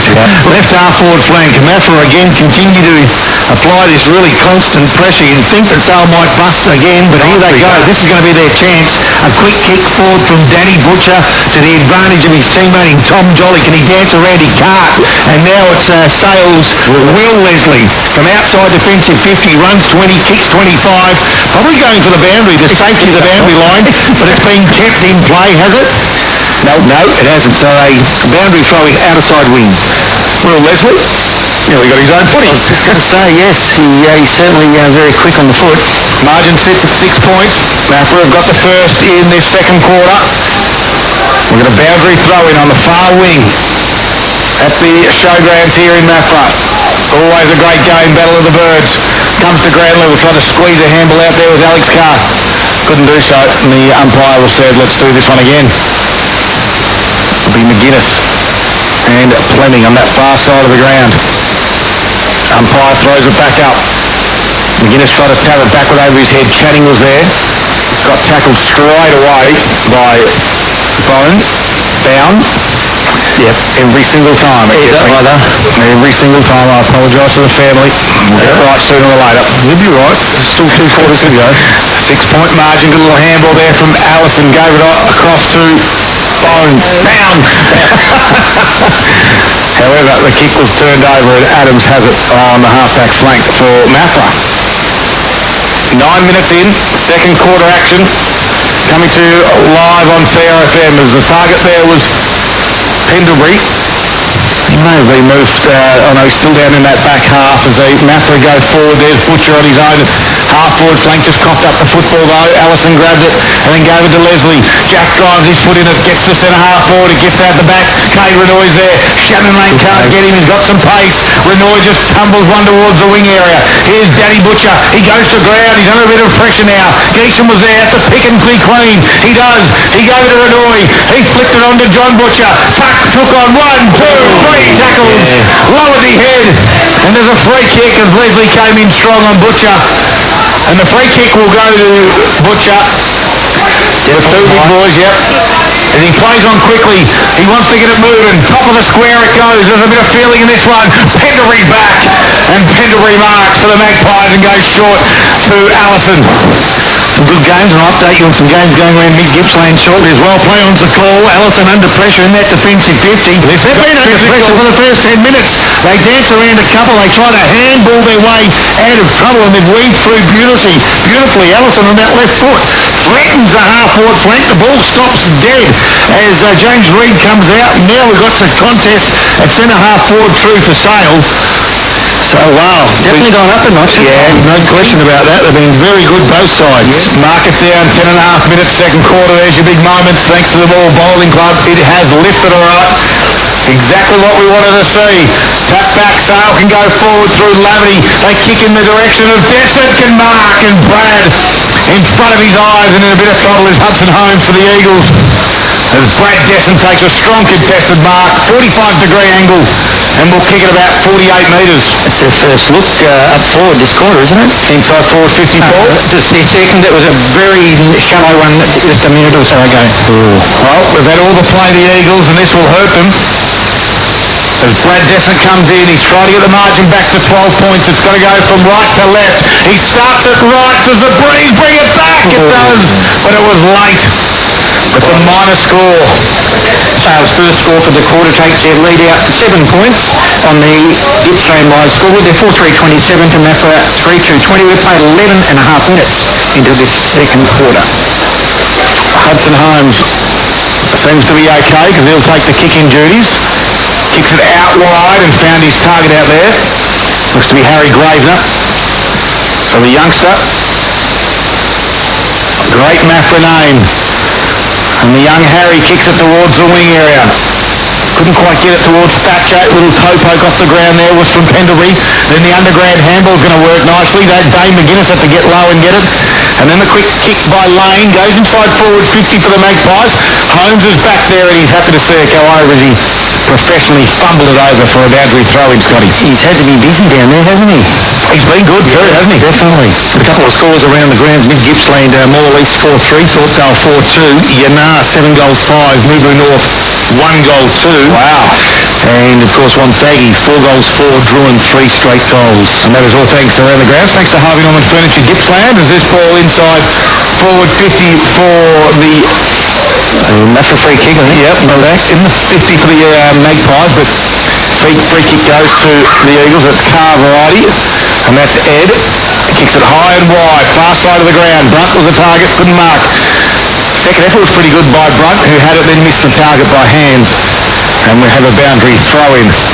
On the far side, 12.5, make it 13 minutes gone. Second quarter action of round 4 of the Olympia Energy Gippsland League sees a 7-point margin in favour of the Magpies. Front spot McGuinness. Trying to get his head taken off there was McLaren. Won the free kick, didn't get it. Johnson kicks it high towards his half forward. A big contest. Butcher had to get low and gather it. Nicely done. Oh, good little handball across there. It was from the brother of John Butcher. That was Danny, but nice mark by Brunt. He's on the wing for the Eagles. He looks up. There's not much movement forward, so he has to lower the eyes and chip it in. Will Leslie had the front spot on Thatcher. And over it goes for a boundary throw-in. Far side of the ground here in front of the famous gum tree at the Maffra Showgrounds. Here's Rob Popplestone on TRFM. So Maffra into attack, right half forward flank. So update you further on scores around Gippsland. later in this quarter. Maffra at ground level, nicely done. Ruckman followed up his work but couldn't find a teammate, and now Sale go from half back to half forward. Roved beautifully it was then by Sale's, what was it? Harry Ronke. Harry Ronke did a good job in his first game, got a couple of nice touches so far. Maffra bring it into the corridor, they got the numbers 2-1 and they win as a result of that, and Winston Keisha will take the ball. He usually doesn't waste it. Can he find a teammate? He cannot. A good, strong mark by Ryan Pendlebury. Right in the centre of Maffra Recreation Reserve. His left foot goes to another left footer in Martin, who now goes inside forward 50. Holmes used his body to get first hands on the ball but couldn't bring it in one hand. He claims that there was a Jack McLinden, I think. Yeah, an opportunity, but couldn't make the most of it. I got some around the ground scores for Harvey Norman Furniture in the Gippsland League. Moe 7-2-44 over the top of Terrelbin at the moment. 2-7-19 as do we have a blood rule here? No, the umpire's about to blow it up. We'll get back to that in a moment. 4-7-31. The Tigers are leading Warragul 3-3-21. Told you. As the ball comes back here, it was Thacker who drives it back inside forward 50. Nice strong mark. Whitehill claimed it and they said play on. So Maffra repelled. They go towards Thatcher. Good spoil there by Leslie. No, they've caught it over the shoulder. And Thomas Thatcher will have it for the Eagles. True centre wing. Social Club Rooms side of the ground. He wants to play on quickly, so he does so. Right foot kick goes in the John Butcher direction. Leslie was there. Butcher! Nice mark. Oh, they've caught a push. They've caught a push. I thought it was body more than arms. Well, I thought it was a fair contest, to be honest. Used his body nicely. Yeah, absolutely. If our Sale man Piercy's saying he got a bit lucky, he might have got a bit lucky. Yeah. Hello, Jack Leslie has it. As I see it. Yeah, kicks it towards the wing area. John Timmy gives the target, couldn't mark. Ground level there goes Carr. Got a handball back to his teammate in Smart. He kicks towards half forward. Here's Thatcher working hard at ground level. There's two Eagles and nicely done there by the Sale defender. That was Dyer. Although the Eagles have some numbers. Get it? Got it towards Renoy. He turns around, looks up. He goes short, and he finds a teammate in Bright who quickly plays on, wants the left foot, puts it on its way, and the wind will take it across from left to right and go through for a minor score, 16 and a half minutes in the second quarter. Good little passage of play there from Maffra, some good teamwork to build up for a shot on goal. So they've got all 36 players in one half of the ground at the moment, so that wind's sort of pressing down the play and the players to one end of the ground. That end of the ground is favouring Maffra in this second quarter. At the moment, Sale 4-3, Maffra 3-3, as Paul Carter just let you know. That ball held up unbelievably in the wind, and Brunt taking the mark and playing on quickly as Brunt gives it off to his teammate Jolly. Tom Jolly's kicked the goal. Was pretty poor in the end. He had more time than what he realised, and it goes to the right of the goals and out of play in the full. The free kick will go Sale's way. It'll go the way of Jack Leslie. That one's playing some tricks on that footy, isn't it? Yeah, it is. Yeah, it really is. That last kick, I thought too from, who was the last kick for goal? Went across the face of goal. Yeah, it's, there's been a couple of opportunities that you'd normally nail them, but they just haven't made the most of them, and that'll be the difference. You need to make the most of opportunities in good tight games like this. Well, they certainly do. Blake Lane had it for the Magpies, tried to get it towards the wing area, touched out of the field of play, which means it's out of bounds on the full. So the free kick will go in the way of the Eagles. Looks to be Hudson Holmes on the far side of the ground. Not a great deal of movement up forward, so he decides to come in laterally, nicely done in the end to Bennett. He wants to come inboard again, so he decides to handball from the run of Holmes, who ran on. His wobbly kick might just work out. It is. Thatcher had it. 60 metres out from goal, far side of the ground, tight angle, too far out to score. Drives it high. It was Gravener in the end.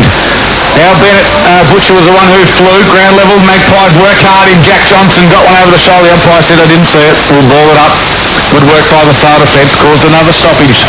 Piercy. Yes, it's certainly a tight one down there. The big men are flying, but just can't get the nice clean grabs. You reckon the damn wall might break soon? The pressure's been pretty constant for a lot of this quarter, even more so than in the first quarter. And here's the chance. Maffra, standing start, kick for goal! Just offline it was from Denny Butcher. And it's another minor score, Paul Carter. 3-4-22 Maffra, and Sale sitting at 4-3-27. Gippsland Live score. We're coming up to the 19-minute mark of the second quarter. And this is exactly what happened in the first quarter, although the Magpies took advantage of their inside forward 50s, and now Maffra haven't, so it could be telling as Pendlebury rolled out a fullback, kicked it high towards Johnny McGuinness.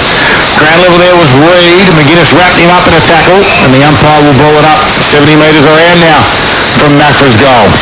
Got to say, the umpires have been reasonably good. I know we picked out a couple of decisions that sort of made us question, but overall, given the intensity of the game, it's flowed pretty nicely. Goes nicely now too. Big hard contest, as has been at the order of the day. Dances around, nicely done. A kick around the body by Alex Carr. Top of the square, went looking for Butcher. Nice body work by Pendlebury. And Butcher hasn't had the impact that you'd normally think he would in one-on-one contests like that. And I speak of John Butcher as Pendlebury goes towards the outer side of the ground. 2-on-1 contest. Free kick goes Sale's way. Play on the call of the day, and nicely done to Allison through the centre of the ground.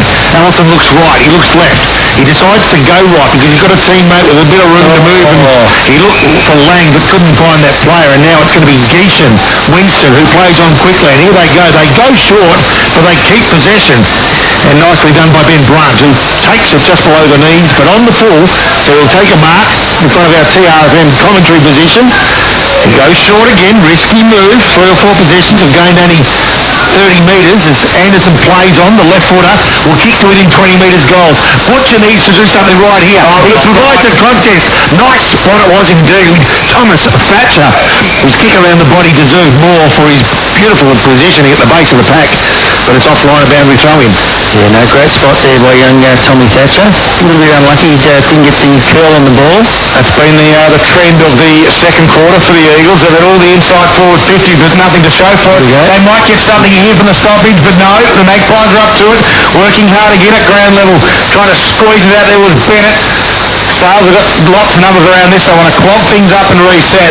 And got away with one there, I reckon, the Magpies. There was a couple of Maffra boys running to the goal square with some open space, but the ball just didn't bounce for them. 21 minutes gone. Leslie is given away a free kick to Butcher. Right contest. Yep, over the shoulder it was, and John Butcher will go back. Inside 50s, Paul Carter for Gippsland Isuzu Youth. I can tell you the last 6 have gone to Maffra and the previous 6 went to Sale. It is 14-7 Maffra's way. All right, so Butcher will kick around the body. He's only, well, he's 15 metres out. It's going to be a left foot snap. Around the body he'll go. No, he went with a right foot banana, and he put it through. He fooled us all, but there's a Zambrero goal of the day contender from Johnny Butcher. That's the trend these days, isn't it? Oh, I'm not so sure about the right foot banana though. Yeah. Normally it's the left. It's like he was told, can you make this look as difficult as you can possibly do and still goal? But it was a nice finish, Paul. It certainly was, and it's gained Maffra the lead. They lead by 1 point at the 22-minute mark of the second quarter, and if you do remember, there was a 24-point lead to Sale during the first, so that's a big turnaround there. Yeah, it's been a good comeback. They've certainly fought hard and earned every scoring opportunity. Yeah, outside of leading, I think in the first 6 minutes, I think they got the first behind Maffra, didn't they? But they've trailed for the remainder of the day. We're deep into the second quarter, 22 minutes gone, half-time starting to press on. Sale get a quick tap. This is a chance. Lang usually makes the most of it. From 55, kicks to the top of the square. They seem to have the numbers in the right spot, and they do indeed. And the bloke Brad Descent is the perfect player to have this right in front of goals. So in fact, it's Freeman. Good work by Jared Freeman. So Jared Freeman, well done. Well, he'd be the second pick. Yeah, that's right, Freeman. Good work. Jared Freeman's can answer quickly and wrestle back that lead with accurate kick, smack bang in front. And guess what? He does just that. And the Magpies, the visitors, lead by 5 points. Good build-up, Pearsey. Thank you very much. It went over the back a little bit there, that extra kick from Lang, and just, set up nicely for Jared to take a mark over the back. So that change of lead lasted exactly 1 minute. That's back to a 5-point lead in Sale's favour on the GippslandLeague scoreboard. We've played 23 minutes into the second quarter, and Sale is sitting on 5-3-33, leading Maffra 4-4-28. It was a great tap from Jack right from the middle. Yeah, it was. And a bit of space. It allowed Lang to run onto it just in that open space as well. And when Lang has got that space, I tell you what, he's usually a good deliverer of the football. He's Shannon Lang. All starts from this stoppage again. Ald will do the ruck duties. Jack Leslie's gone in there on this occasion. Aldo got his handle on it. Tapped it Maffra's way. Kick off the ground there by Alex Carr. There's some open space. Here's Bone. Down. Close to the boundary line he goes again. Maffra though got some numbers. Ground level there with Butcher trying to handball underground. It was Carr in the end, and he's called it off the knee. So a boundary throw-in on the far side. And Mitch, I might just start using your first name. 24 minutes gone. Second quarter, the margin sits at 5 points with an absolute belter on our hands, as we'd expected. Here's Poppy. Other side of the ground.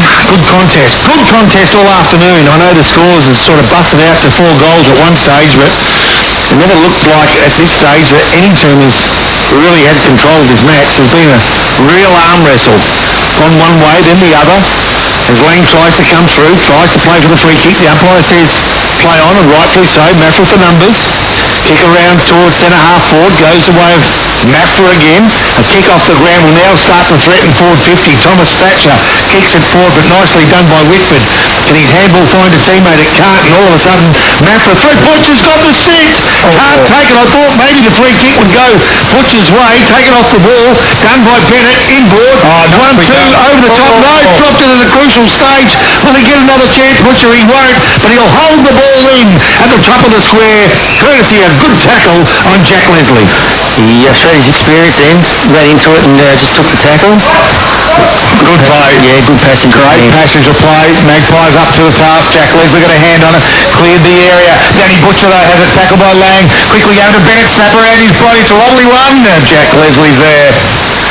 And for the Magpies, in the last line of defence, slows things up at 25 and a half minutes. Goes short to Pendlebury on the near side. And Pendlebury just strolls away. Touches it down on the ground. Left foot kick towards the wing. Brad Desson's the target. Had to skip around the defender. Couldn't get a head. Good tackle. Good tackle. Jack McClendon was front and square, and then it got tackled by Alex Carr. Causes a stoppage 60 metres home away from Maffra's goal. 5 points. It's slow to get up there, McClendon. As you would be after an Alex Carr tackle. These strong balls are the Cowboys. And here they go. There's Ed Variety. Wins it from the stoppage. Kick is high, and Danny Butcher had eyes only for the football.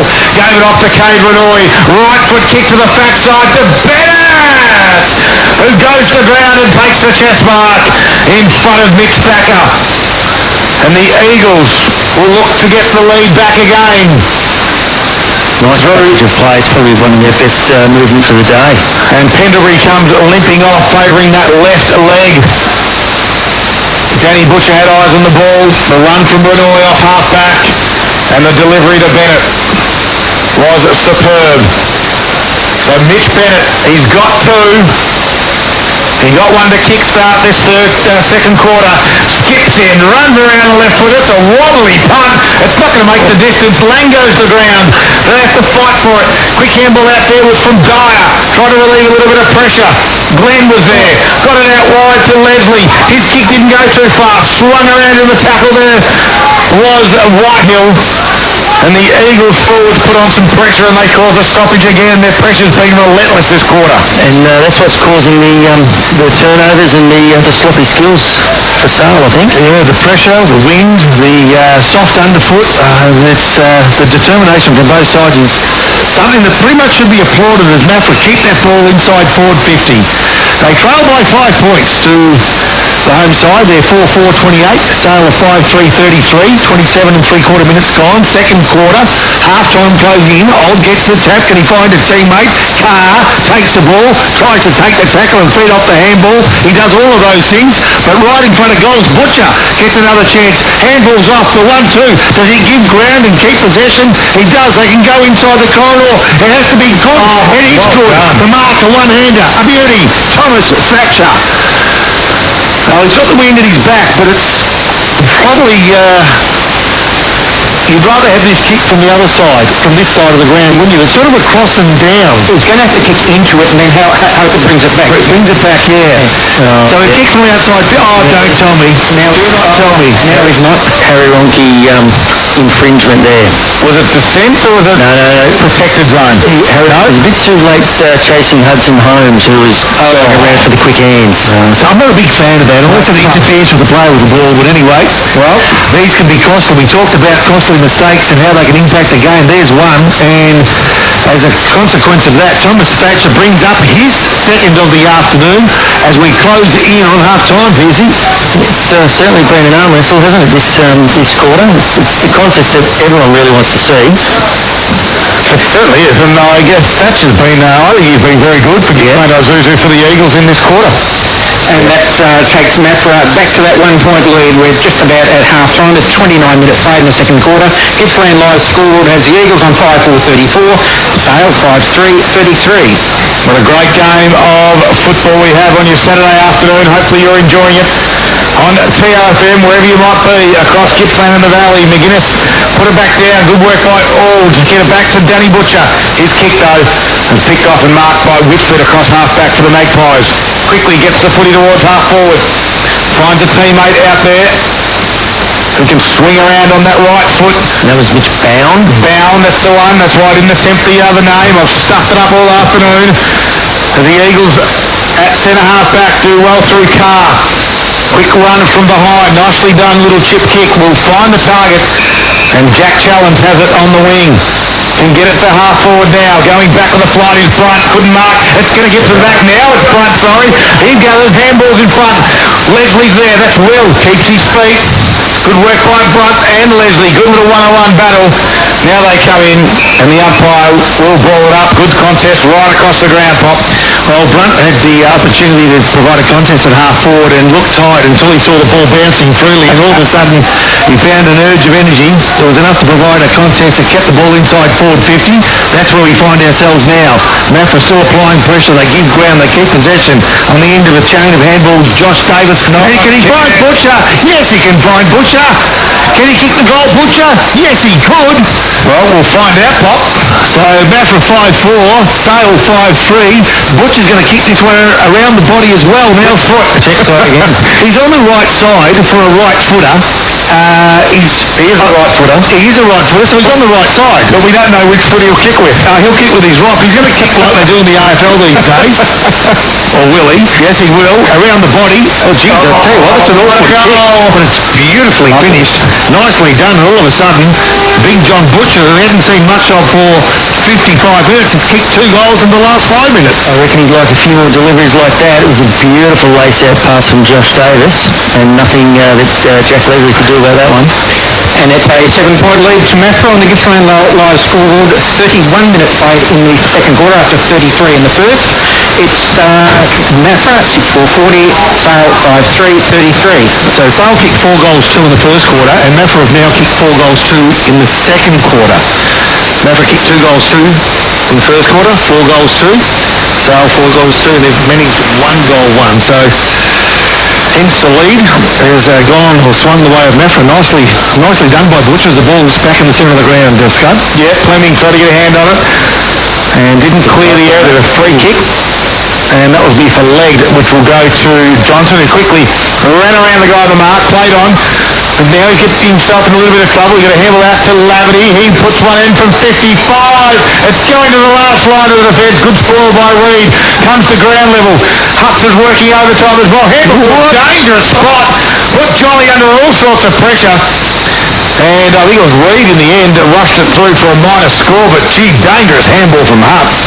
Not wrong. I think it's fair to say he's not a scientist. I reckon he's a boilermaker or a plumber, because it wasn't the smartest thing to do. He wasn't under pressure. He's got a franchise. He probably has too, Pizza Hut. He's a rough old mover with a rough old head, but he's a good player to have in your side. There's no question about that. He puts his body on the line, he hits bodies hard, and he's a good type to have around the ball. So good work to him. He got away from that occasion. It was dangerous. The ball now not so much in a dangerous zone because it's on the outer side wing and the umpire will take control.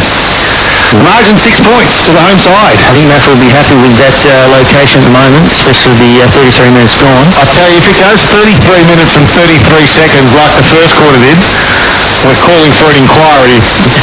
Paul Carter. We will. It is 33 minutes and 20 seconds at the moment. I can't believe it's gone 33 minutes. The margin's 6 points. Been a great game. We're touching on 33 minutes and 30 seconds now. And if the siren goes in 2 seconds, there'll be an inquiry. And the siren doesn't go. We've got another stoppage on the far side of the ground. We're going to tick over to 34 minutes. I know it's a long afternoon, but hit the siren as Martin kicked around his body to the top of the 50. Have they got something else left in them? Holmes was there for the Eagles. Gave it back to Bennett, who's come up high. There's Reid. He squeezes the kick out towards Geishan. And we've ticked over 34 minutes in this second quarter. And for the entire game, we've only had 11 goals scored, but we've had 150 stoppages. As that kick goes out of bounds on the full. And Jack Johnson will say, I'll take the kick. Over the fence. Well, this will add another 5 minutes on the play. Jack Johnson has it. Great game of footy. It is only a 6-point margin from the Eagles. Had a great second quarter. Can the Magpies get something late here? Johnson goes in, McGuinness. And it's Jonty McGuinness who can mark. Take your time, Jonty. We've ticked over 34.5 minutes. Siren will go any second. It will indeed. I'm not so sure about that. 34 3/4 minutes. Jonty McGuinness. This would be a tough old shot with that breeze coming across. It's right to left at the showgrounds here in Maffra. They trail by 6 points to the Magpies. McGuinness will come in from 45. As Pearce said, it's a tough one. Comes to ground level. Free kick. It's going Maffra's way though. Holmes again. Big hands in the back there, I think, from Sar forward. Yep. So Holmes is the one who has it, the last line of defence. Dare I say, 35-minute quarter. As Holmes plays on to the far side again. Gains some territory and found. The teammate out there looks to be... Is it Grabner? It is Grabner. Great work by Piercy. Special comments. Great to have you on board as part of the Gippsland Live team as Grabner's wobbly old kick found Brunt. Half-back flank for the Eagles. Have they got time? You wouldn't have thought so. We're at 35.5 minutes. Kick goes nicely down the line to Fleming. Fleming just chips one over the top. He's got a teammate. Didn't quite get there. Leslie put a hand up. That was Will. His second effort was good at ground level. Ran away. He tries to draw the handball. Just missed the target though. The Eagles come in. And we're going to have another stoppage. Paul Carr. I'm just wondering if the siren has died and they're hunting for a bell. Well, you could be right. I mean, you would expect someone to run under the ground if that's the case, but... Do they keep records on the longest quarter in the history of the league? 36 minutes and 17 seconds in the second quarter. The first quarter went 33 and 33. And we have a great game of football on our hands. It's half-time, and it's Maffra now leading by 6 points. 6-4-40. The Eagles are leading the Magpies 5-4-34. It's half-time. We've got the wrap coming up after the break. It's all thanks to Harvey Norman Electrical Gippsland. The Morning Crew with Gabby and Dan. Sam, what does the young fella do?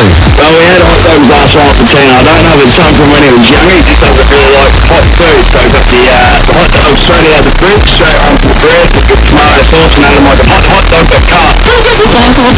So, it's middle of winter. Top temperature, 14 degrees. No, I'm confident. Say Aviva. Open 7 days. Breakfast, lunch and dinner. Post office end of Traralgon Centre Plaza. Planes, trains and automobiles. Shop locally for your chance to win. G'day, can I help you? Yes, I hope so. I'm digging a trench in our backyard, so I need one of those machines that goes cook. Oh, you need an excavator. Excavator, right, if you say so. And then to flatten out the dirt, I was thinking one of them finger bombs. That'd be a whack place. We know which piece of equipment you need for your project, even if you don't. We hire them too. Mini loaders, drum rollers, tipper trailers and more. See you soon. Gippsland, Wacker, Neuson and Latrobe Valley Forklifts. Visit lvforklifts.com.au. Australian-made furniture and bedding now at Harvey Norman. Mattresses and ensembles from the leading Australian brands. Lounge furniture and dining room furniture built for the family life with a great selection of options in fabric, leather, size and shape. Create your own bedroom furniture. Customize your bed height, fabric or timber stain. Let our experienced team help you design furniture to suit your home. Harvey Norman, supporting Australian-made manufacturing. Australian-made furniture and bedding now at Harvey Norman. Zamburo's new big burrito is so big, it'll crush any hunger. Loaded with double filling and double rice, it's sure to leave you satisfied.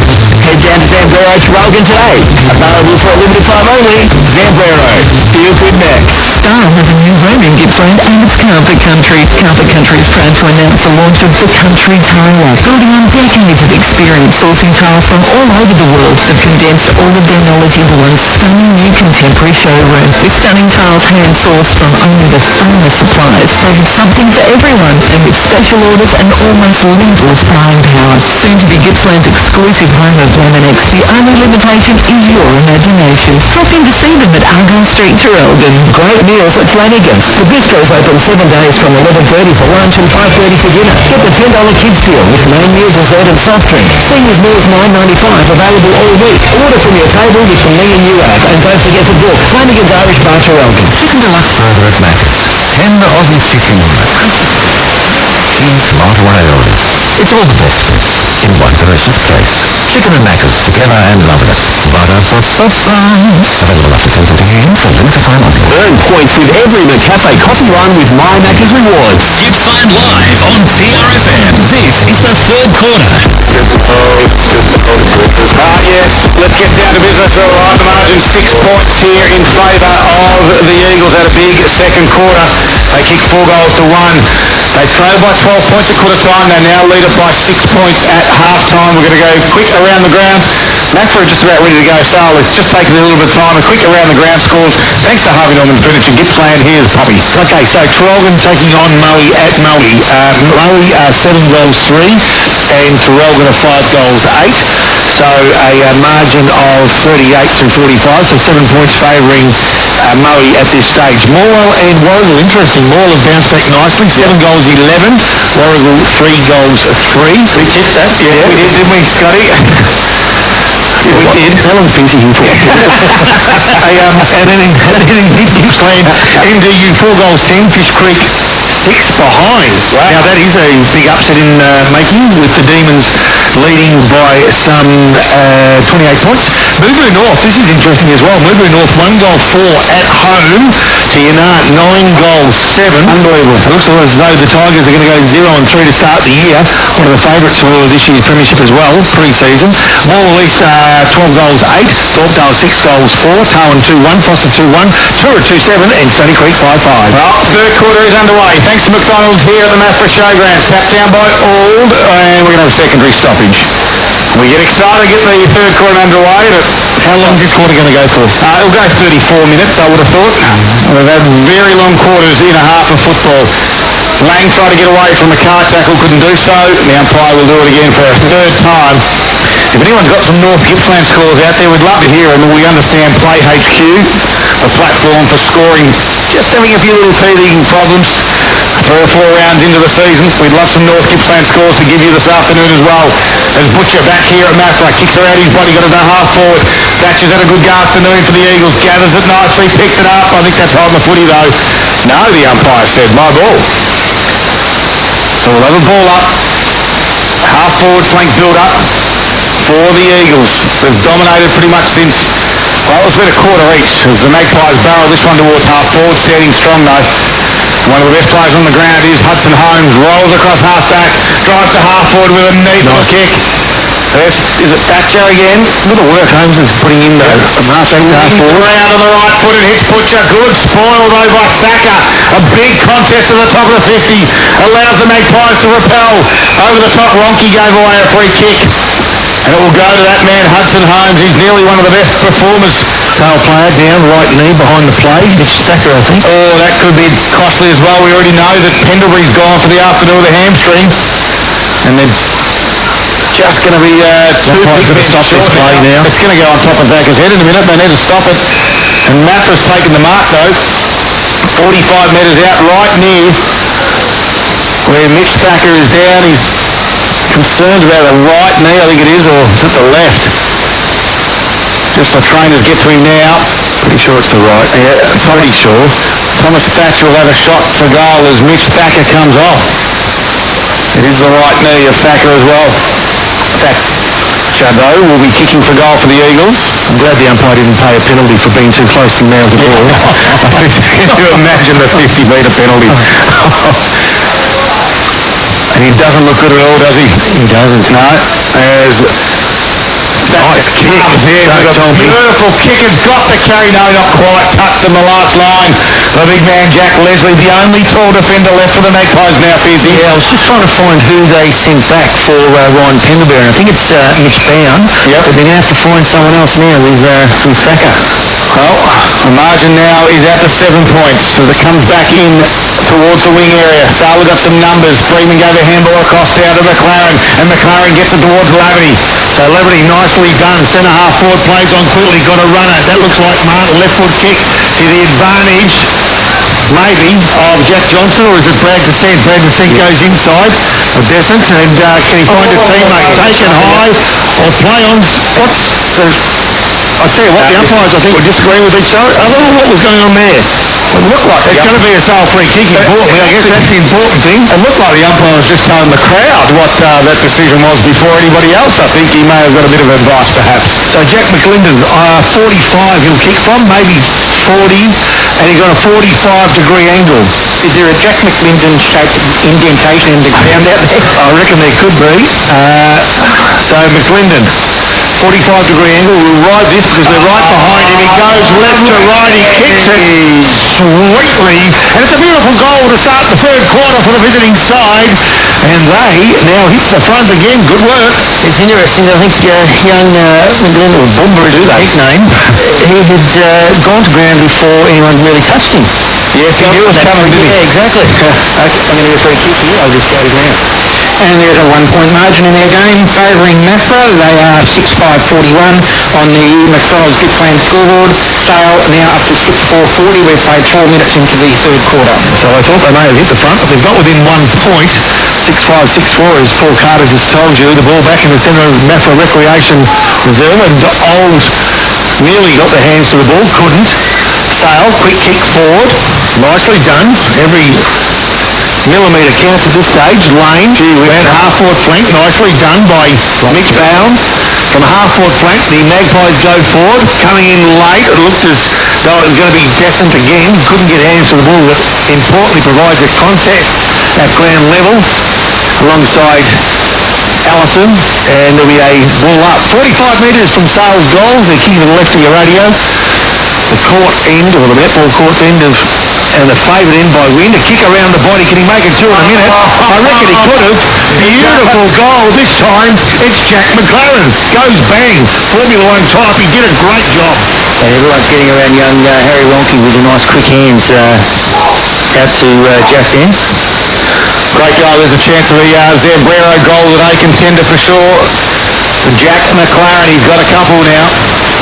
And that takes Sale back into the lead. We're 5 minutes into the third quarter. The Magpies lead by 5 points. They're 7-4-46 on McDonald's Gippsland scoreboard. Maffra 6-5-41. Could write it out like a script, couldn't we, in the first quarter? Sale went bang, bang, bang, and bang. And, well, they've got 2 to open up this third quarter. They've wrestled back the lead. They lead by 5 points, and Leslie's in the ruck again. Tapped it out towards the runner Lang. Couldn't get there. There's McLinden. On this occasion, stuck between his legs, and the umpires in a precarious spot says no. I'll ball it up. It's not holding the footy just yet.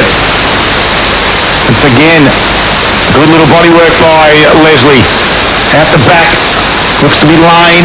Got wrapped up in a tackle quickly. We'll do this one again. It's interesting that Sale are down 2 key defenders, and Leslie's their only real tall defender, yet he's still going into the ruck to give McGuinness a bit of a hit out. And I think they've sent Lane back. Yep. Well, there's a couple of mismatches back there, but they're just backing their system in out of the Magpies at the moment, and time will tell to see if this is going to work for them. Good work there by Maffra in Thatcher.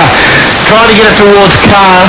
Couldn't do so in the end, and Martin was back to help out the defence. We've got another stoppage. Yeah, they can't make the most of that mismatch down there because they can't get the ball there. Yep. And that's the key. You need to get the ball there to expose it, and they're doing their best right now inside forward 50. Butcher keeps the ball in play, butters up. I thought he threw that one out. Play on's the call. Maffra play at bottom of the pack, and couldn't really get a real look at it. And top of that play was Jack Johnson, who kept the ball in. You've had a few stoppages already. Yeah. What does that mean? 37 point. I was going to 37. 35 metres from goals. Nicely tapped down, easing the pressure somewhat for the visitors. Towards about half back flank, but a good, strong mark. Nicely done it was too. Denny Butcher takes the mark. The dreadlocks are gone. He'll kick to the top of the square, and he searched for his brother. I thought his brother was held without the ball there. Plowing's a call. The umpire's seen it, though. He was pushing the back. Went with the other one, I think. Yeah, for Bennett. Yeah, well, it's probably better that Bennett has it, because otherwise we don't know what to expect from Butcher on this side of the ground. So Bennett has been busy. He's kicked two, one in the first, one in the second. Has a chop opportunity to kick one in the third also, and also in doing that, arrest the lead back for the Eagles. Distance won't be a problem. Accuracy will be the key, and he's usually pretty accurate. Does a hokey pokey as he goes into goal off that left foot. Maybe pulls it tight, does he? Yeah, he does. Goes in thin and a minor score. And to 4-point margin in Sales' favour at the 8-minute mark of the third quarter. Sales 7-4-46 on the McDonald's Gippsland scored. Maffra now 6-6-42. Don't forget that McDonald's chicken just went from delicious to deluxe, Poppy, with the new chicken deluxe range at Macca's. Together and loving it. As this ball comes back in and Leslie was the target and they found him. He's a big man mountain that he is, Jack, and he takes a strong mark in front of Fleming. Half-back flank, near side for the Magpies. Goes towards centre-half forward. Desson and Hutz. Hutz worked him underneath it. McLaren tried to work it out. Good work by Hutz, though. Got it to the run. This time it's Grabner. And Grabner goes out towards. Nicely done. There was to Anderson. He can swing and go if he wants to Anderson, but he decides to come back on the left and chip a beautiful kick. And that found Challenge. And Challenge now goes towards the Butcher. Does it get over the back? No, Bennett's there. He wants to play on. He does play on. He chips it into Butcher, the goal square, who marks and dribbles it through. And Maffra now are back in front. Johnny Butcher gets his third of the afternoon. And that's probably gone against the run of the game so far. Maffra bouncing back pretty quickly. Beautiful passage of play there as we get the update from Paul Carter in a moment. But what I liked about Mitch Bennett, he knew when he took the ball the sort of position he was in and the opportunity he had, albeit a split-second decision. He jumped up, played on quickly, and had the vision to find Big Johnny right in the goal line. And that is now a 2-point lead in Maffra's favour. Another lead change we have here, coming up to the 10-minute mark of the third quarter. Maffra on the McDonald's Gippsland scored at 7-6-48, Sales 7-4-46. So Leslie and Fleming again will do battle. Oh, yep, Leslie got over the top, got a hand on it. Fleming groundwork was good though. He flicked it back to his teammate who kicked around his body to centre-half forward. Going to ground, and there was Thatcher. It was Blunt. A handball came out from Challenge. The Magpies are under pressure. Good work by Whitehill to get it out, but the bounce just eluded his teammate. Thatcher goes onto it, delivers to Bennett. Can't mark in front of his eyes. Chasing it back now quickly. For there was Anderson. Couldn't go get it himself. So Will Leslie from the Magpies said, I'll get it. And he'll give it to a teammate who relieves pressure and tries to get it to Lavity. He's got 3 or 4 to beat. And he does just nicely as he pickpockets the Maffra Eagles. Gave it across to Whitehill. Handball to Desson. Gives it out wide. And they got some nice little run. They check their kick. And it comes in board. But that man down back is Hudson Holmes of the Eagles. Wins it and delivers to Challenge at centre-half forward. Just at his tozo and allowed the Magpies to gather it. Allison got it to Lang, who gave it to Martin, who chiseled one to Brad Desson at 55, 50 metres out. And Brad Desson will go back to wrestle the lead back for the Magpies. Well, Brad Desson needed a bulletproof vest to take that one. It was a bullet-like pass from Martin and hit him right on the left nipple, and that's where he likes it too, Big Jackie. What a game. It's got a chance now to kick Sale back into the lead, or in fact extend that lead of 3 points, but he'll need to now with one of his best kicks of the day from 55. Puts it on its way. There's a whistle. No. Jumping up and down. Jump up. Was it? I think so. I think he jumped forward instead of straight up. Well, mark this down now. Well, that's one each for the day, though, isn't it? Yeah, true.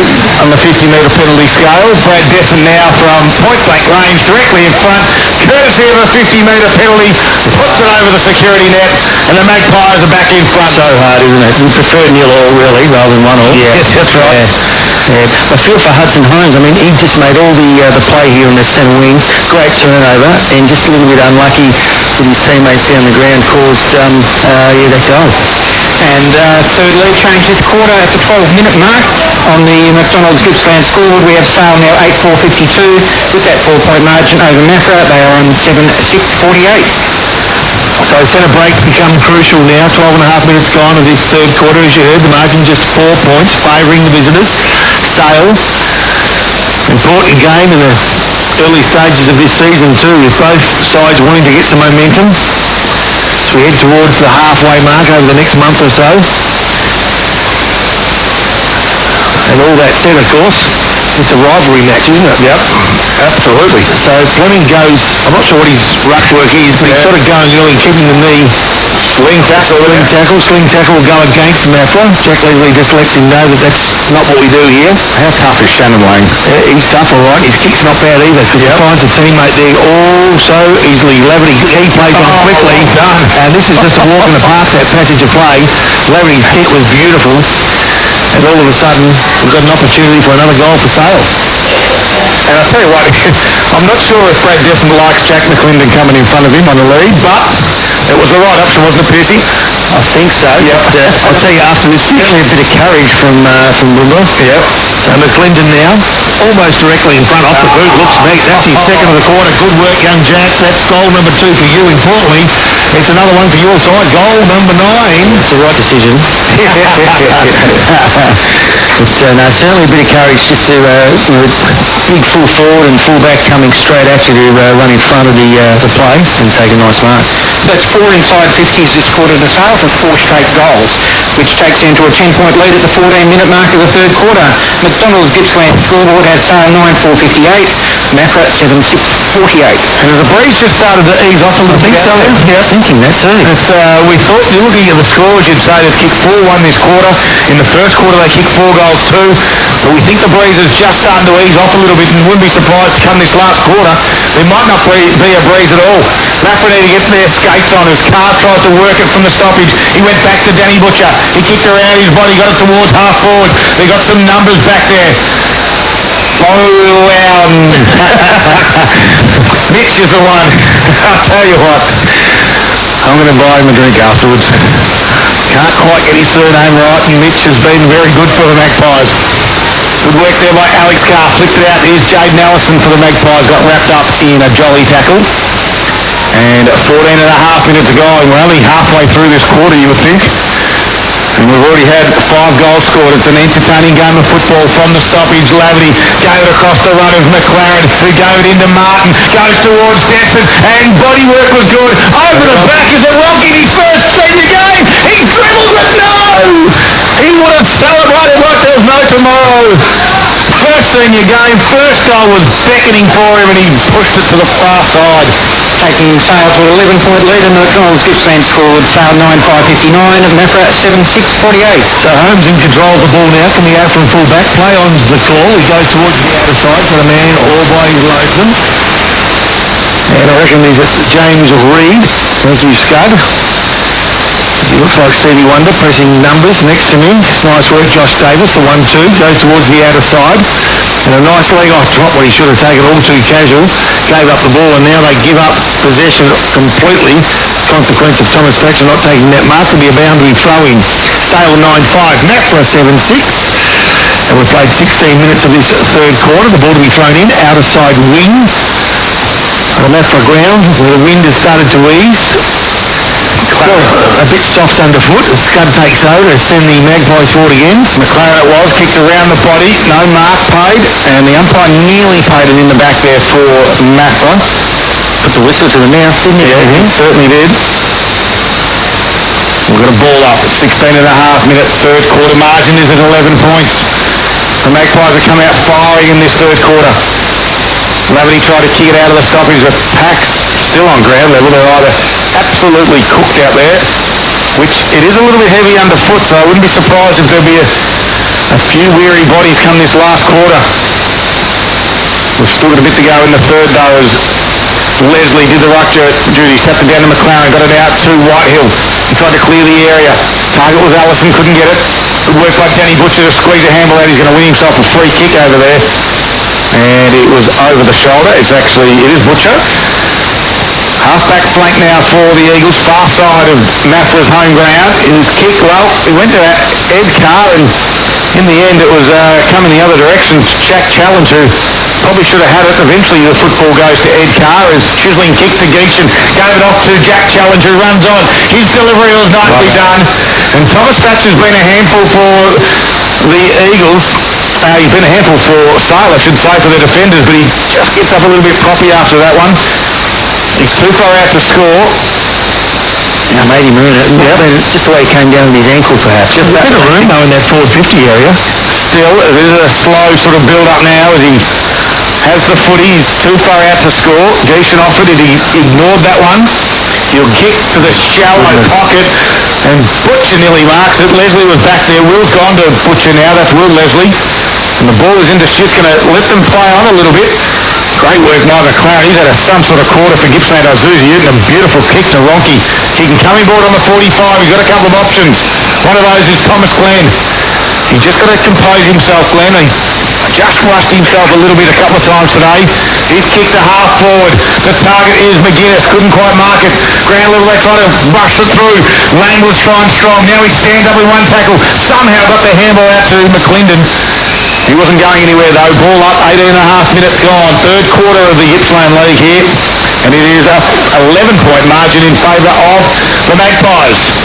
So the game's still very much in the balance. If the previous quarters are any indication, kicking into the left of radio, although we've sort of conceded that that wind may have dropped somewhat. The ball ran about centre-half forward at the moment for Sale.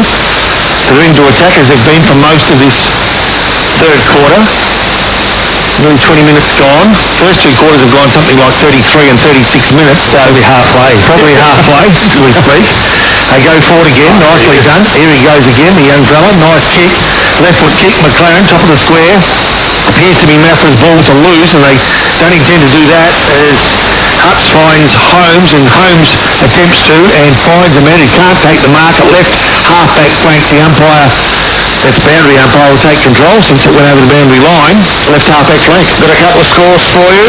All thanks to Carpet Country this afternoon. Carpet Country helping dreams become a reality since 1981. A-grade netball. Maffra have won 41 to Sale 27.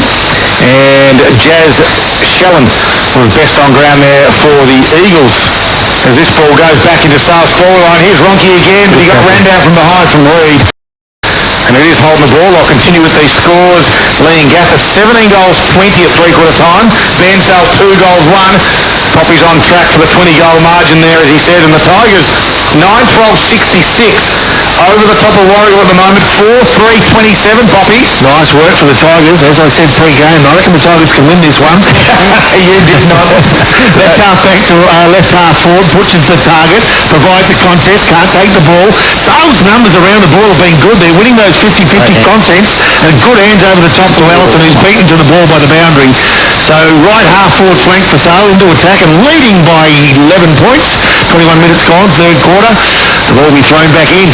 Ruck work to be done by the big fella Ryan Alding, just his first senior game. It's been a good game too for young Ryan, who's been contesting well all day.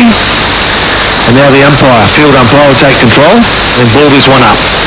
I'd love to see a heat map from that side of the ground. Yeah. Yeah, should be. You look like Mercury over there at the minute. Might dry it out a bit.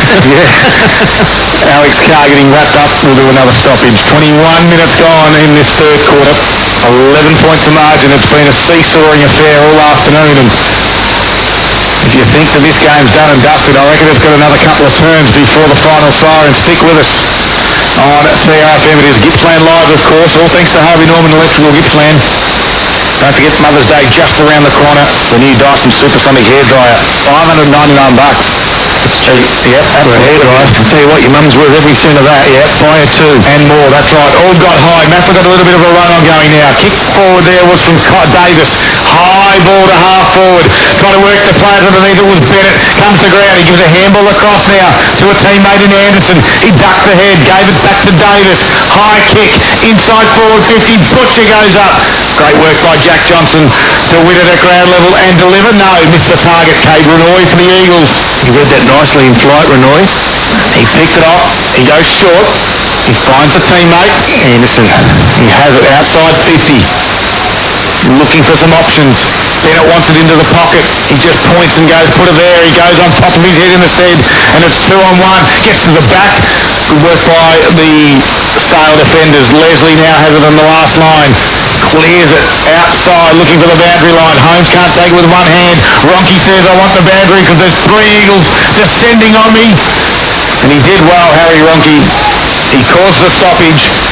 And he gets the ball up and allows his troops to come and help him out. So just outside forward 50, Maffra kicking to the town end. In front of the scoreboard, the ball is at the moment, which reads Maffra 7-6, Sale 9-5. The difference 11 points, favouring the visitors. That's Sale, 22 3/4 minutes gone, third quarter. Ball thrown up again, just outside 50. Maffra have another go at it, taken high, no, play on the call, fairly so as well, good decision. The umpire has a third attempt at trying to break this open. Around about a dozen players around the ball. 32 players forward of centre. As Sale try to find some room, they don't. Geeshan takes ball and opponent over the boundary line, a boundary throw in. Quick around the grounds, Harvey Norman Furniture Gippsland Stores. It is three-quarter time, mid-Gippsland football, more or less 16-9, 105, bouncing back well. Thorpedale 7-5, 47. Nice work by the Hawks over the Blues, who were good last week, 1-point winners. Now Sale go forward. At the moment they're 11-point leaders, 10-point leaders, no, 11-point leaders.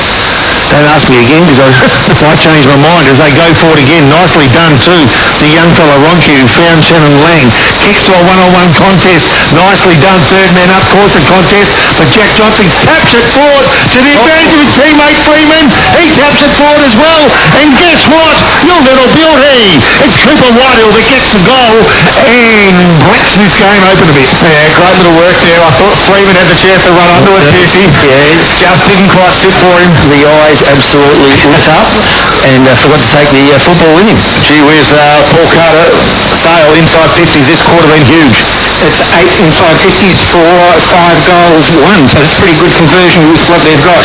And on the McDonald's Gippsland scoreboard, we've played 24 and a half minutes into this third quarter, and we have a 17-point lead to Sale, 10-5, 65, Maffra 7-6, 48. So 24 minutes gone, probably another 35 to go. The first quarter's only indication. Let's see if we can break this. Maffra need to get this in a break. They need to stay in touch, don't they? Yep. And they're one goal away from losing some control of this. Big moments for Moore Bowling Club, Poppy. Here they go. Yeah, so Lang goes towards the outer side. He finds his teammate in Laverty. Didn't gain a lot of distance, but importantly kept possession. The 1-2, he gets it back. Outer side wing in the slush. On that outer side, he just starts to settle down. Does Shannon Lang. 20 minutes to go. Kicks towards centre half forward.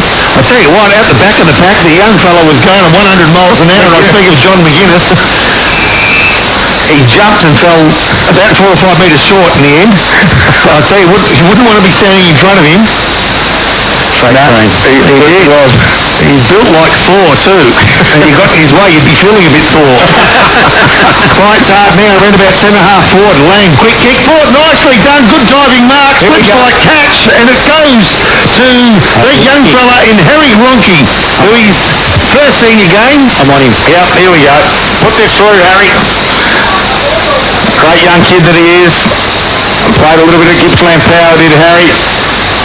He's directly in front. It's taken a long time for him to play. Senior, is that the siren? 26 minute, no? So the siren's gone at 26 minute. We can't believe it. Harry Ronke puts it on its way. It's his first, no, it's his second behind in senior football. But the big shot, the big moment of the game in that quarter is the siren's gone. It's three-quarter time. I think they accidentally leant on it. Yeah. It's only gone 26 minutes. We go to 36-minute quarter in the second quarter and a 33 in the first. It's three-quarter time, and it was all the Magpies, 10-6-66. Lead the Eagles, 7-6-48. Is there another twist to go? We got 1 quarter to find out. It's Gippsland Live on TRFM right across Gippsland and the Valley, and it's thanks to Harvey Norman Electrical Gippsland. TRFM. 66-48, I'd have to agree with that. Did you get an update on Thacker? Yeah, well, we can see him down there. He's got the right knee heavily strapped. Okay. He was trying to sort of convince the trainers that he's good to go, but doesn't look good just either, does it? No. Do you wait 5 or 10 just to see how the first part of the game? That's it, call it? I can call it. Yeah, I thought he was looking at me. I was going to say thumbs up, thumbs down. Yeah. He'd give us the thumbs up. Paul Carter some of the key stats for Gippsland Isuzu in that quarter? A new D-Max born to live and born to tow. Another 9 disposable. Shannon Lang, 28 to three-quarter time. Big quarter by Jack McLaren, 10 to take him to 19. Jaden Allison's on 17. And for Maffra, their leading stat winner is Hudson Holmes on 22. Ed Carr, 16. Danny Butcher, 16. Alex Carr and Cade Renoy both on 12 at this stage. Certainly Lang and McLaren isn't in contention for our player of the day, thanks to Gippsland Isuzu. Around the grounds too, can I have you some updates? Harvey Norman Furniture to Gippsland stores, please do. Liam Gaffer, three-quarter time, 17 goals, 20. Wow. Bensdale, 2 goals, 1. Murray, 8 goals, 5. Terrelgan, 6 goals, 11. Morwell, 9, 12, 66. Warrigal, 4, 3, 27. That ties. Here we go. Last quarter underway here. Martin had it for the Magpies. Left foot drives it inside forward 50. Front spot though was Renoy. He read it better than the sail forward, but couldn't quite complete the mark. Ronke, handball towards the boundary line, looking for a friend. Couldn't find one. He does in the end, and it goes over. Boundary throw, and you can continue with those, Poppy. Well, I will, through Mid-Gippsland. Hill End, 6 goals, 9. Newborough, 2 goals, 15. Ooh. NDU, 7 goals, 17. Fish Creek, 9 behinds. Moving North, 3 goals, 8. Yanar, 14 goals, 10, if you don't mind. Sorry, Poppy. The Magpies are going forward. Lang got it over the top to McClendon. Flying shot on goal. So going to make the distance. Goes to the fat side. Contest. No one can... Kick off the ground. All good. And it is all good. Only just... As he had his hand in his mouth there for a moment, did Chris Smart as he kicked it off the ground, and it just stayed in the field of play, not out of bounds on the full. Boundary throw-in. So you think Sale kicked the next goal, hard for Maffra to come back. Maffra get the first goal. Yep. Very much game on. So an important piece of play here. And Sale into attack, laying around the body. Didn't hit the boot perfectly, and it needed to, as he had the boundary right on his right-hand side and out of play on the full. So Maffra will have the opportunity to turn defence into attack, and they need to do that in the opening minutes of this final quarter. The margin 7-6 to Sale 10-6, 3 straight goals. Shannon Lang's stats, 13 clearances he's had up to date. Well, Cade Renoy kicked it out, although Jack Les in the front pot marked and played on quickly from the boundary and from 50. Puts it to the goal square over the back of Desson's head. And Huts didn't like it either. It goes over for a boundary throw-in. Well, the Magpies are pressing inside the first couple of minutes of play. Final quarter. Sits margin is at 18 points as it was at three-quarter time. Ball comes back into the field of play. Jonty McGuinness does the ruck duty, taps it straight down. Working hard at ground level is Renoy, and we'll see it over for another boundary throw-in. So dangerous times for the home side. 3 goals behind Sale. Opening minutes, final quarter.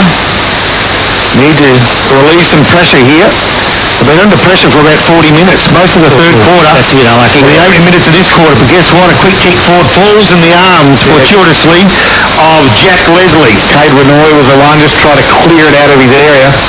So Jack Leslie, these are the sort of goals that a player of this quality can kick, but with some softness underfoot, and he needing to kick all of 50 metres, it'll take a kick of his very best, and guess what? All of that proved to be too much and out of play in the full as he pulled it short and left, and Hudson Holmes will get the free kick. Who's going to be the one to stand up for the Eagles, boys? Who will it be? Who does it need to be? For most of this day, Hudson Holmes has sort of been the leader, but he needs to have an impact forward to centre. Yep. They just need to get the ball forward to centre. Mitch Bennett's been pretty good when given the opportunities up front. Very dangerous whenever the ball's in his area. And at the moment, he's the only player forward of centre, but his pace could be a problem when he's up against the young fella there in Harry Ronke. You think the midfielders need to start to get on top if they're a chance. Both the Carr boys need to get on top of Shannon Lang, and right on cue, Shannon Lang wins that stoppage, gave to Allison, who got it further afield. The kick around the body there was from Leslie. Goes towards Brad Desson area, and they're happy to see it go over for another boundary throwing. And the tricky part too now will be how long will this last quarter go for?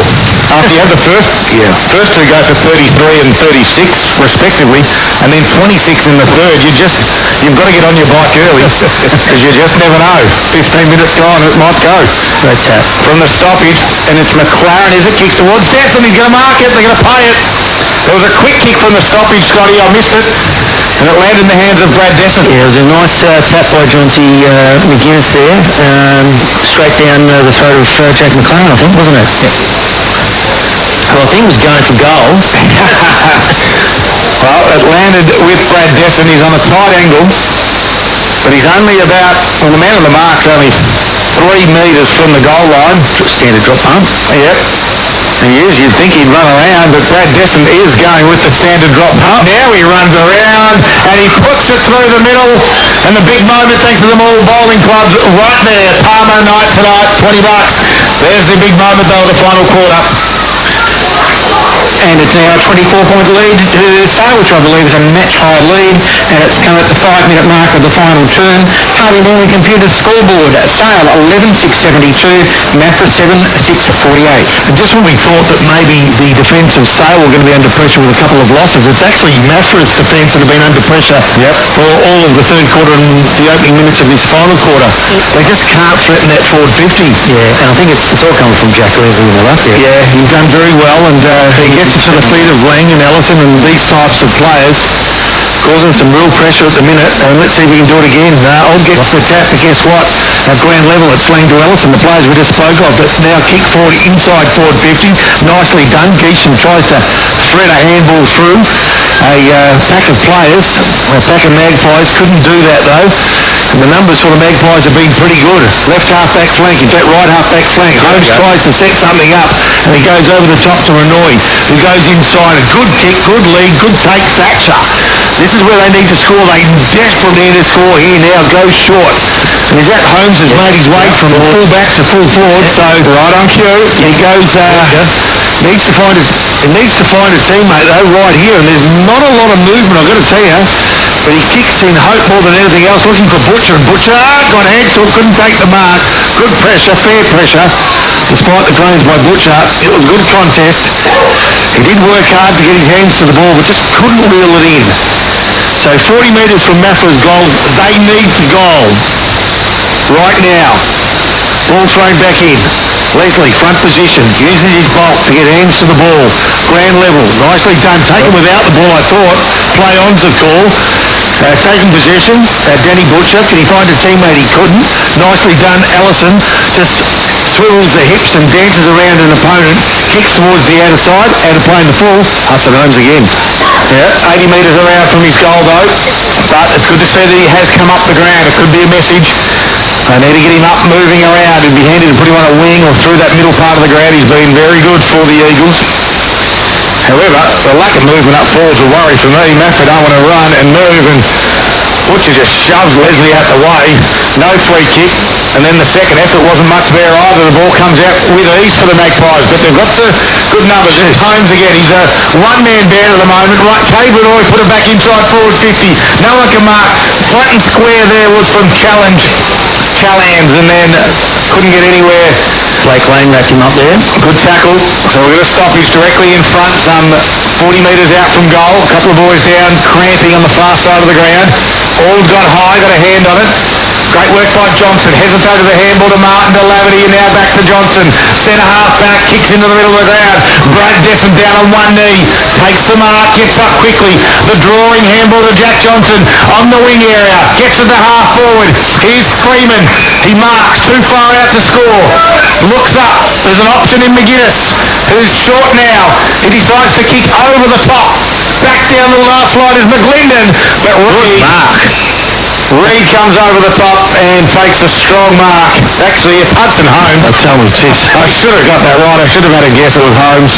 He's everywhere. Everywhere. The best on ground for Gippsland Ozuzu for Maffra today is Hudson Holmes. Disposal number 29. And he's played deep back pocket most of the afternoon. Yeah, he stood up for most of it. He stood tall and stood clear of most of his teammates. Goes short. Found Adams. Yeah, Adams in the left back pocket will come grandstand side in front of the Social Club. The kick, I tell you what, didn't be pinpoint perfect. Guess what? It was. Nicely done. And it's Chris Smart that has the ball. But in front of the grandstand. That kick isn't so pinpoint perfect. It's out of play on the full. Maybe it was. By that foot and a half. I think he's called touched. What? Really? Yes, I thought that was in the field of play. Oh, did you? Okay, fair enough. It's got a big night for you, Pop. Well, there's some big cross-eyed at the minute still. Must have been those 5 short black coffees that you had on the way up. As Leslie just slaps it 15 metres forward. Actually, he went backwards in the end. As quickly now, here's White. He'll low. Sold some nice little candy. Got around to 50. Puts it on. This is Zambero. It's not going to get there. Yes, it is. That goal's touched.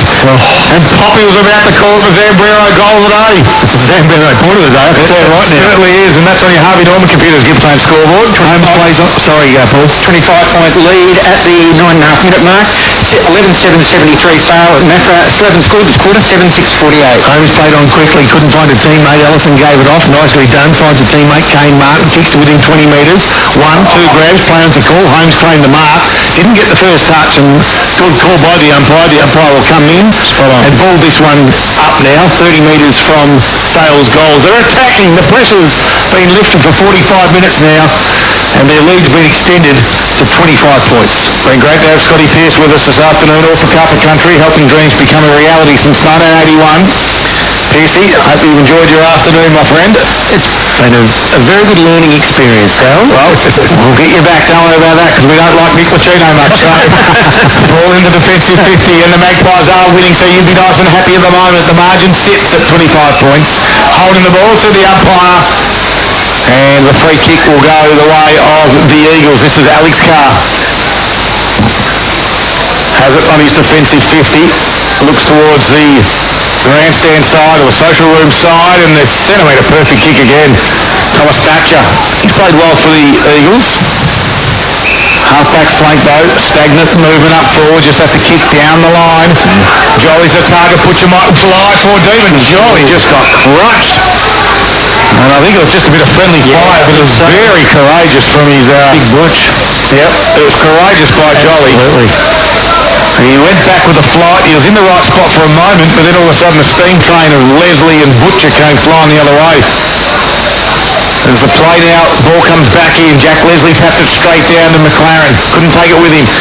Alex Carr's working hard, but he's wrapped up in a Leslie tackle. As Jolly comes off, 11 and a half minutes, last quarter, 25 points the margin.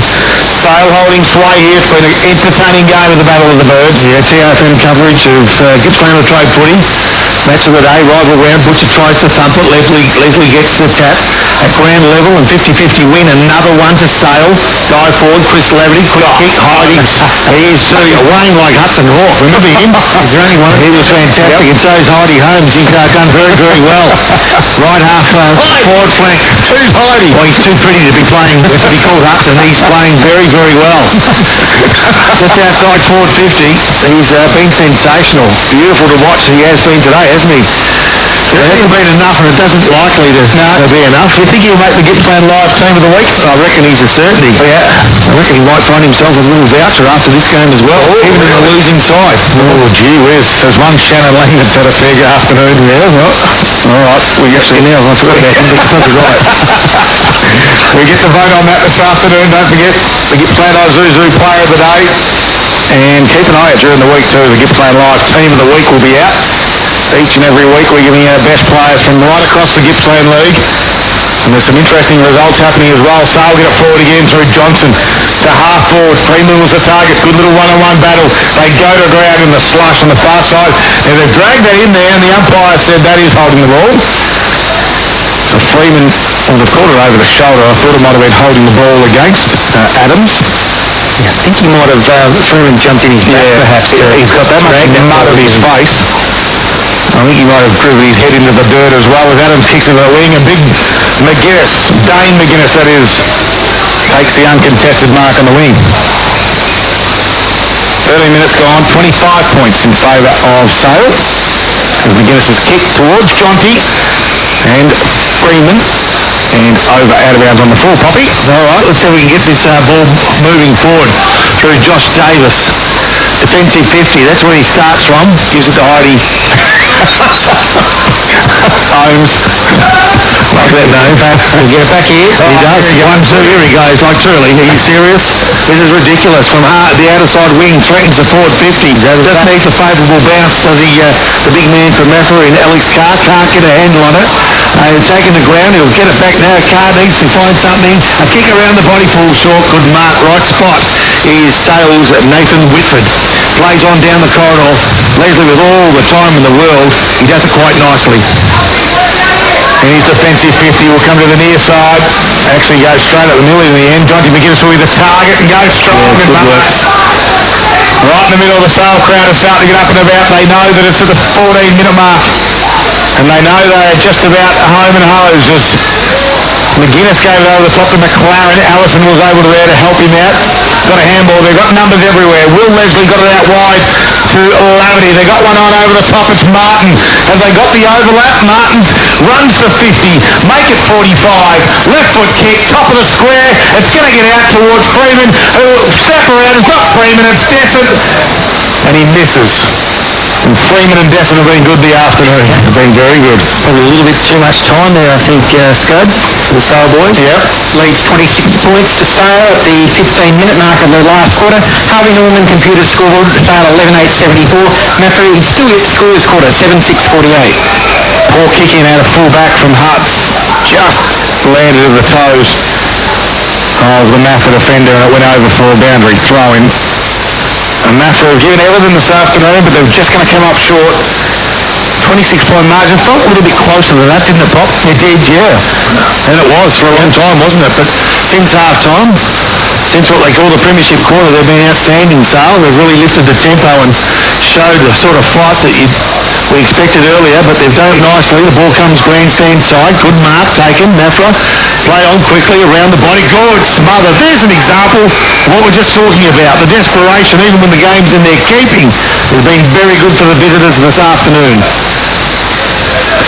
Just a reminder that Poppy, he called a draw today. I did, yeah. Paul Carter called Sale by 24 points, and Scotty said that Sale would win by thousands. Of course, Scotty, he was referring to the amount of time played. Thousands of minutes. As this ball is on the wing area, we get another stoppage. 6.5 minutes. Don't forget in the post-game, we'll get you up to date with all the scores from around the grounds. All the Gippsland Leagues, mid-Gippsland and, of course, North Gippsland. I'll touch on the A-grade netball results as well that come through. So if you like your netball, we'll keep you up to date there as the Magpies still running, still got a little bit of legs to go. As Whitehill kicked around his body. This guy's been good. McClendon and McLaren have been great. This time it was McClendon. Got it towards McGuinness. He tried to tunnel ball through his legs. Freeman was able to pick it up. One-on-one inside forward 50. Brad Desson there with Hutt. Desson kicks it off the ground. Now it's a foot race. Here's Martin. He only needs to be clean to pick it up, and he can't do so in the end. He goes to ground. Handball over the top. Maffra defence. This by Carr now will kick it and relieve a little bit of pressure, but it's coming back because the mark was taken by Mitch Bone. Oh, so close. So close. If it wasn't for the pronunciation, he would have had it right. The ball now comes to Butcher. One-on-one contest. Leslie kicks it ever so sweetly towards the boundary. Butcher gets rid of him. Can he get it back? No, he can't quite. They're at number 3-2. But the desperation of Maffra's Cade Renoy keeps the ball in the area right in front of the Sale box. And Leslie's going to be up and about, but the last man up will be Ethan Dyer.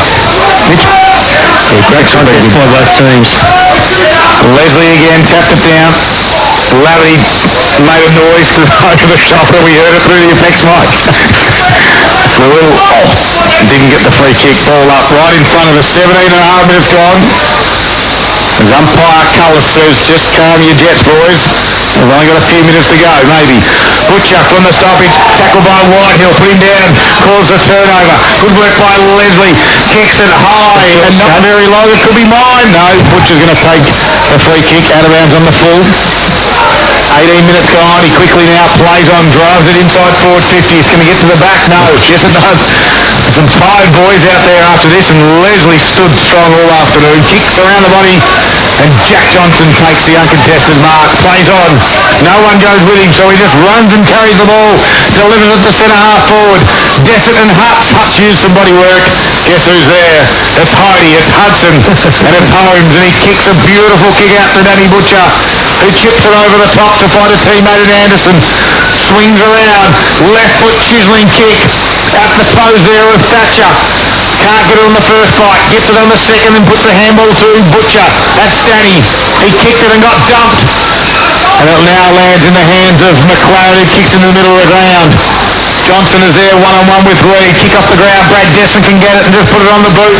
Good work by Geishan. Yeah. And he'll repay the faithful of Maffra and get it out to Reed. He does. Reed runs off the half-back line. There's some tight bodies out there at the moment. They go searching for Butcher. He had to sit. Nicely done. Play on. He does it nicely. Butcher kicks to within 20 of his goal. One-on-one contest. Front of the pack was the big man for Sale, who was Dyer beaten to it and marked brilliantly it was by Renoy. Yep. So Gabe Renoy hasn't bothered the scorers today, but this should be bread and butter for a player of his quality. 20 metres out, almost directly in front. Doesn't spend too much time over the ball. 19 and a half minutes gone, final quarter. They're going to get closer. They need to get goals like this. Guess what? Hits the left upright. That's no good for anyone. Probably would have been a goal 3 years ago with the old post. Yeah, exactly right. They're too big now. Harvey Norman Computers Gippsland scoreboard. Upgrade to a brand new mobile phone. Unlocked or on a plan at Harvey Norman Computers Gippsland. Maffra's first score this quarter, 7-7-49. They're 25 points in arrears of Sale, 11-8-74. Now, wouldn't be surprised if this quarter doesn't go too long. We've only had one goal kicked and not too many stoppages, and we're just touched 20 minutes. Although Maffra go forward again, Butcher will kick around his body. That's not a bad snap from 45, but misses again. The margin is reduced by another solitary point.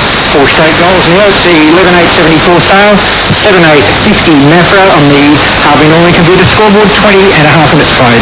So Blake Lane will get the free kick. Butcher and he were having words, and Butcher grabbed him by the jump. The umpire was watching. Butcher was frustrated that an incident prior, not sure what that was, but he went 20 metres up to Blake Lane. Yeah, true enough. Yeah. Is Mitch Bound out there? Yep. Did I get it right? I got it right. Did I get it right? He's coming to us. Yeah, he is. Mitch Bound. He gets it right when he hasn't got... Just when he's got the ball is the problem. Okay. Ball goes towards the outer side. Turnover. Comes Maffra's way. The edge of the game, this game's gone off, hasn't it? Yep. More goals the difference. I think it's in Sale's keeping. Stranger things have happened. Just can't remember when. Butcher. Nice flies high. Out the back. Renoy. He needs to make up for his last miss. Free kick. No plans at all. Quick kick. And stay in play. Yep. No, it won't. Intersection of 4th, 50 and boundary, outer side of the ground, and Sale defending Maffra at the minute. They lead by 4 goals. Can we just make a special mention to the Maffra group who bring the food up here in the commentary box? I'll tell you what, the camera guy up here and the scoreboard operators, they have eaten that much this afternoon. Wow. Unbelievable how much food that the Maffra hierarchy have sent up in the commentary box. It is very good. Fantastic facility, and we have had a 5-course meal, haven't we? It's fantastic. Buffet like it was. Can't believe I'm on a diet. I didn't touch any of it. Oh, yeah. I'll tell you what, look, Maffra won't be happy with a loss today, but they will be happy with this. Us acknowledging them as the best club in the league as far as catering goes up in the commentary team. Absolutely, they are number 1. And Scotty, are you listening when we come to Sale? We expect the same. I'll talk to my people. All right. If I get just a bowl of those mini bloody things one more time, I'm out. The ball out of side of the ground to be a boundary throw in. Maffra 7 goals 8. And Sale 11 goals 8. 4 goals the difference, as it has been for, I reckon, quite a long time, hasn't it? Better than more than a quarter and a half maybe. I think mark of the first of this quarter went to 24, and that's pretty much stayed there. Okay, ball's on the outer side. Maffra go inboard and miss the target. Allows Lavity to come in, although Maffra got some good numbers through there. They try to get the link of handball up and couldn't quite do so. There's another stoppage in the middle of the ground. The umpire will cross his arms and we've just ticked over 22, make it 23 minutes in this final quarter.